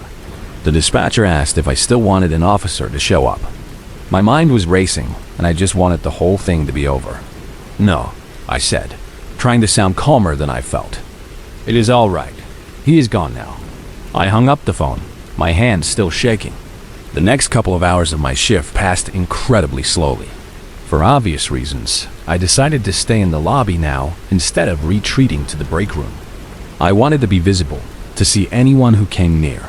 Only one other guest checked in during this time, a quiet woman who seemed completely normal. Around 2 in the morning, my relief worker finally arrived. I quickly clocked out, eager to go home. I walked outside to the parking lot. It was cold out, and I immediately regretted not bringing my heavier coat. I walked quickly, my hands stuffed into the pockets of my light jacket, my hood pulled up over my head. Then I heard a voice. It came from the parking lot, from a line of tall bushes that covered the first floor windows of the hotel. I could not make out what the voice said, and honestly, I did not care.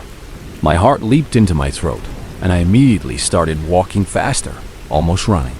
Once I got out of the parking lot, I was on a main road for a brief minute. But it was completely empty, no cars to be seen in this quiet town at this hour. After about a minute, I turned left down a residential street that would eventually lead to my own block.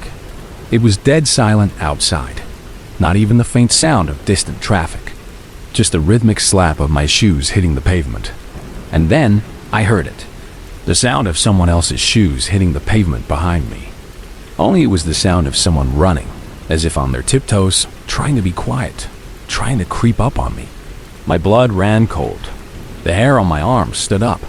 By the time I turned around, they had stopped. There was a car parked right behind me, and I almost instinctively knew that someone was hiding behind it. Then I heard soft laughing, and then a familiar voice, quiet but clear, saying, "I am going to kill you." Without even seeing him, I knew it was that man from the hotel. I looked around frantically, planning my next move.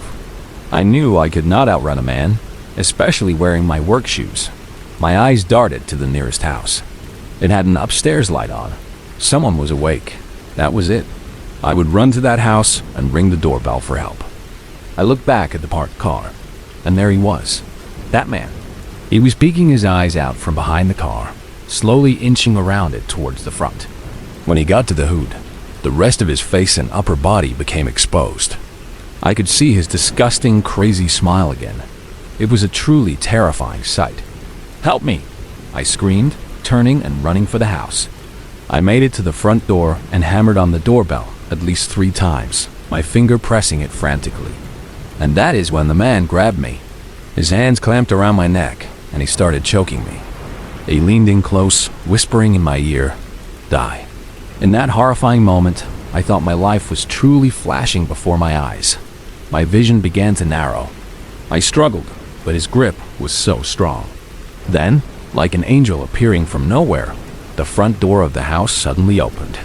A man, a stranger, stood there, and he screamed, "Hey," at the man who was choking me. The grip on my neck instantly released.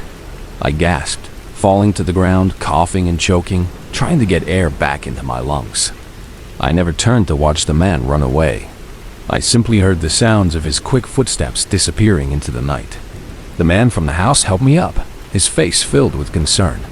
He gently led me inside, gave me water, and called the police for me. I explained the whole terrifying story to the officers when they arrived. They collected the security camera footage of the man from the hotel and put out alerts to track him. A few days later, I was called into the police station. They had a lineup of 5 people who looked similar to the man on the CCTV footage. I was asked to point out which man I thought was him. I looked at all 5 of them for what felt like an eternity, maybe 5 minutes.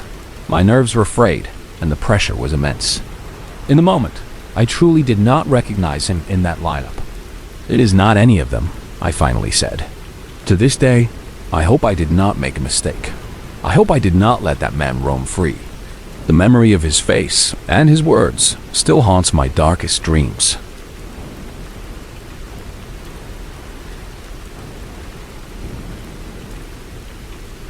I work in the professional services department of a large home improvement company. My job is mostly dealing with contractors and big orders, ensuring everything runs smoothly. I usually work the closing shift with another cashier. Her name is Nicole. Nicole is a genuinely kind and sweet person, but she is also quite timid. She is very pretty, and because of this, she gets a lot of contractors trying to flirt with her. It is usually not a big deal, just a few compliments or maybe a dinner invitation, which she always politely declines. I probably would have asked her out myself if it were not for one important detail. Nicole has a girlfriend. So, being hit on by guys on a daily basis makes her quite uncomfortable. When we first became friends, I told her she should just tell those guys that she was gay, that she had a girlfriend.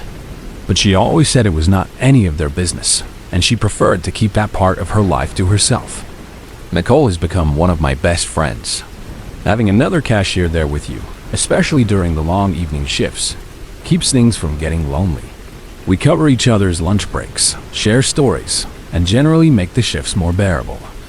One day, I came back from my lunch break, and Nicole immediately started telling me about a particularly creepy guy who had been flirting with her.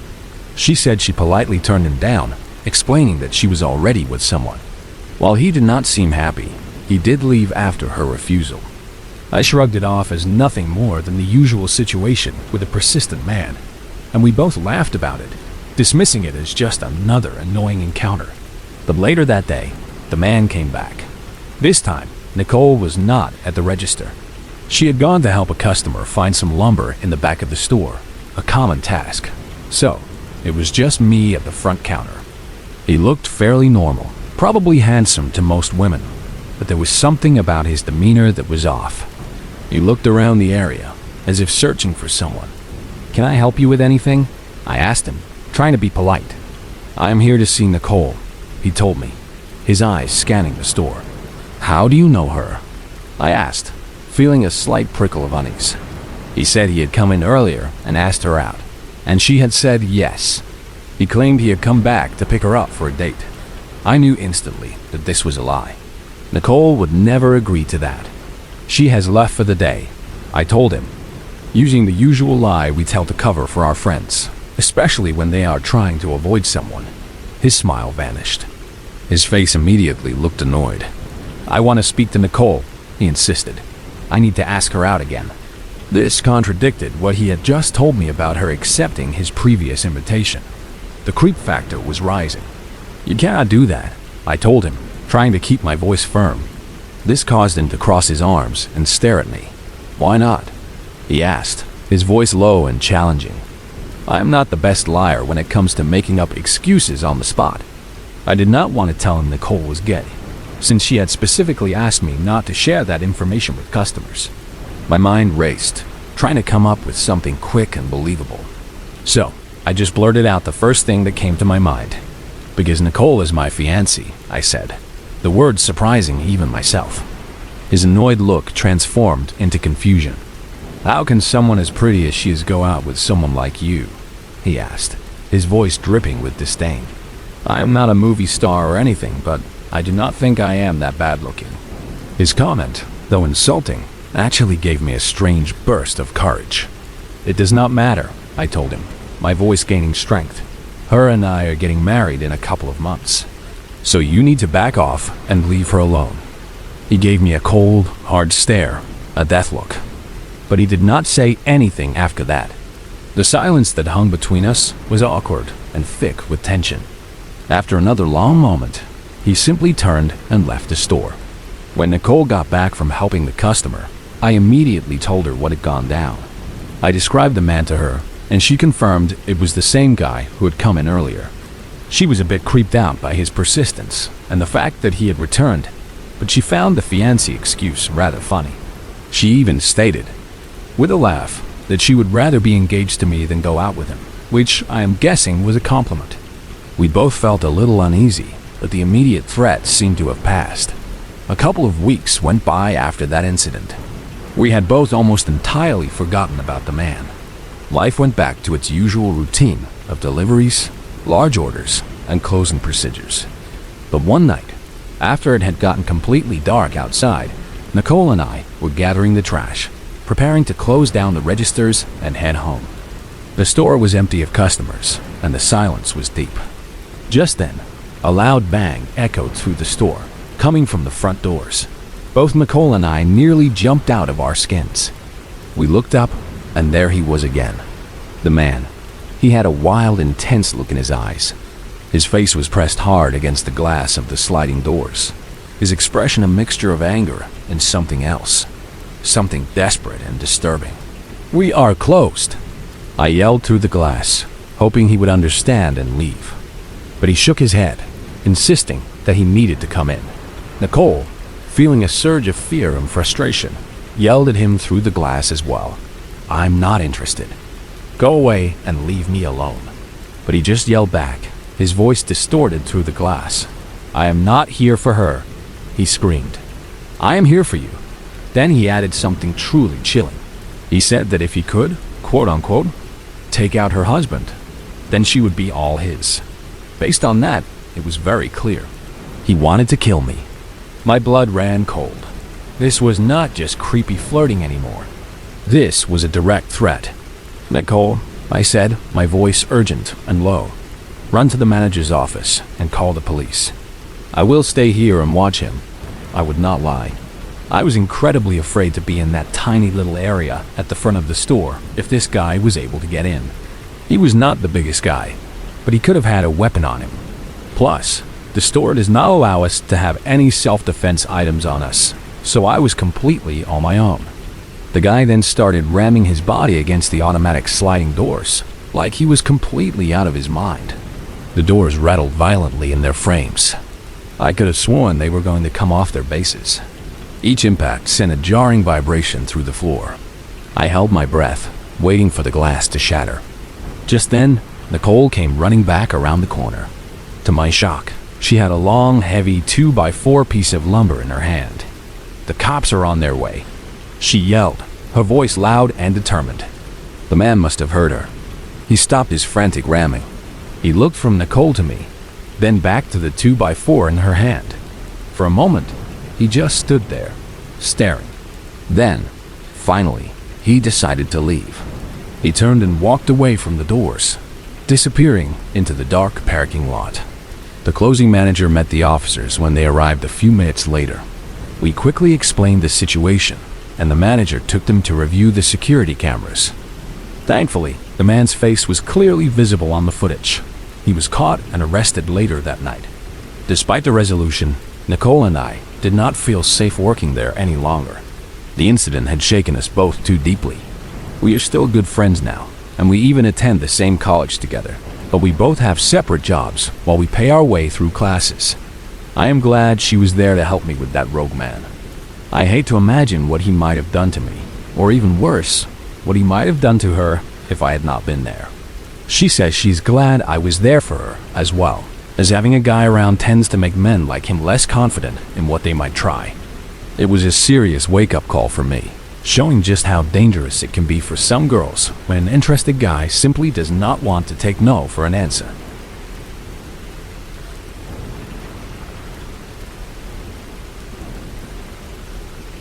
This all happened a little over 2 years ago, but it feels like yesterday. I wanted to share it somewhere, just to look back on it one day and never forget the lesson I learned that night. It was 2016, and I had just started a new job at a small motel on the edge of town. The pay was low, but I desperately needed an office job, something stable. My friend Michael had actually helped me get the position. For a few days, I did my training with the owner of the motel during the mornings. He was a kind man, but very busy. Then, for 2 nights, Michael trained me on the overnight shift. Our job was from 11 in the evening to 7 in the morning. It was supposed to be nothing exciting, just checking guests in, handling some paperwork, and keeping an eye on things. My boss, the owner, went away with his wife on vacation for a week shortly after I started, which was why my training had been so swift and perhaps incomplete. So, it was my very first night alone on the night shift. The motel office was a small building, and inside, there was a monitor displaying feeds from security cameras positioned around the motel's property. The office itself had large glass windows all around, offering a wide view of the parking lot and the guest rooms. There was also a glass door at the front. Unlike many motels, there was no night window for secure transactions. Guests simply walked into the office. It was fairly early in the night, around 1 in the morning. I was just doing my normal check-in paperwork, sorting files, and organizing new reservations. That is when a man walked in. He was of average height and build, dressed simply. He asked if we had any rooms available. Usually, if someone looked sketchy or off, my boss had me lie and say no, that we were all booked up. But this man seemed normal at the moment. He did not look overtly threatening. Without hesitation, I said, "Yes, of course." "Just for one?" I asked, looking at my computer screen. "Yes," he replied. I began the process of creating the reservation on the computer. That is when I started to notice something strange about him. As I typed, He began to swat at the air around him, making little spitting noises. It was as if he was surrounded by flies, but I saw nothing. I tried to ignore it. As far as I was concerned, it was not my business as long as he was not causing trouble. So, I tried to check him into the room as quickly as possible. I handed him his key card, gave him his room number, and he was on his way. He walked out the door and headed towards the guest rooms. At this point in my life, I could be described as very timid. I had a lot going on in my personal life that made me feel vulnerable, and perhaps that contributed to my reaction to what happened next. I hope anyone reading this can understand. The man came back. About 5 minutes after he left, he was back at the office. He slammed his hand flat against the glass door, making a loud, startling noise that caused me to jump violently. I was absolutely frightened. I looked up, my heart pounding, to see him just staring at me through the glass. He then cracked the door open and put his head through the opening. "I cannot get into my room," he said, his voice low and intense. "Why will you not let me into my room?"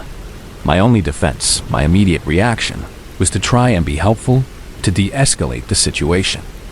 "Maybe there is something wrong with your key," I replied, trying to sound calm. "Let me give you another one."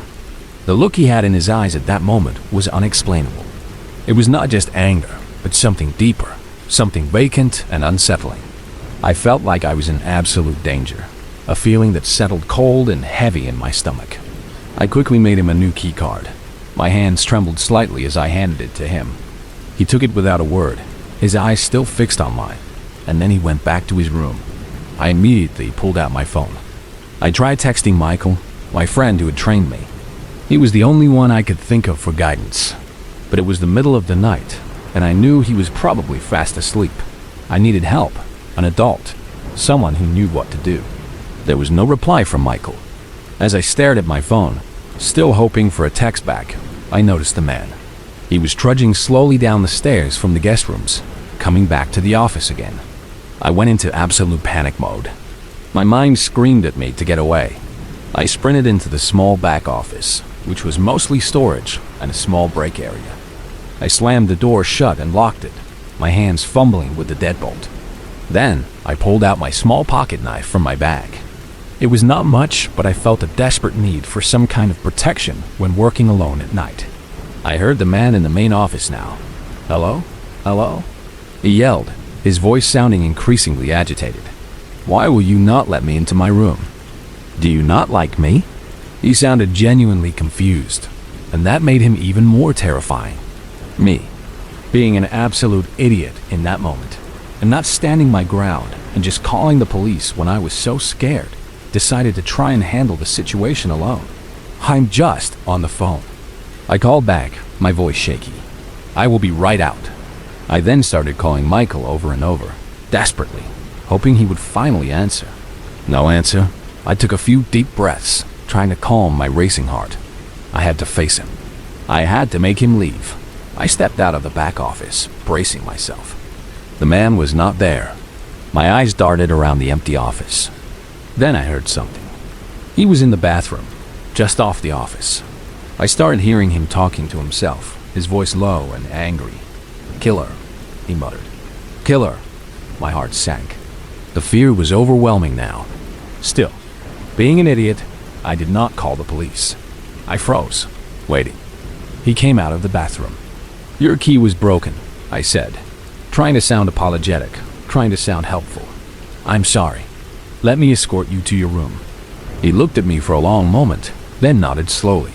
He agreed, thankfully. I was wearing a long-sleeved sweater, so with my arms down, I was able to hide my small pocket knife in my hand, holding it tightly. I began to walk outside, leading the way to the guest rooms. He seemed insistent on walking directly behind me. We began making our way to the staircase and up towards his room on the second floor. I was sweating from how nervous I was, despite the cool night air. I continuously looked behind me, trying to make sure he was not going to make a move. Every step felt heavy. He stopped suddenly at a room. It was not the one I had given him. "Oh, that is the wrong room," I said, trying to keep my voice light, as if this were a normal occurrence. "This is your room." I pointed to the door a few spaces down, where his room number was clearly set on the door. This whole time, he had been going to someone else's room and trying to open their door. The thought sent another shiver through me. What if he had gotten in? After letting him into his correct room, I did not waste another second. I quickly ran back to the office, my legs burning. I slammed the glass door shut and locked it with all the locks I could find. My first thought, then, was about the room he had been trying to get into. I checked the computer system. There was a lone woman staying in that other room. My stomach twisted with dread, imagining what could have happened. The next guest I checked in, much later that night, was a police officer from a few towns over. He was staying for the night while on a special assignment. I felt bad, confiding in him about the strange man, but he seemed willing to listen. I quietly explained the entire incident. He seemed concerned and said he would keep an eye and ear out while he was there. The next night, the man actually came back again, but this time, I had all the doors locked. When he tried to get in, I simply told him, through the glass, that we were all booked up. He eventually left. When my boss got back from vacation, I explained everything that had happened in detail. However, he did not seem to take it very seriously. He just told me to be more careful. I continued to work there on the night shift for the next year.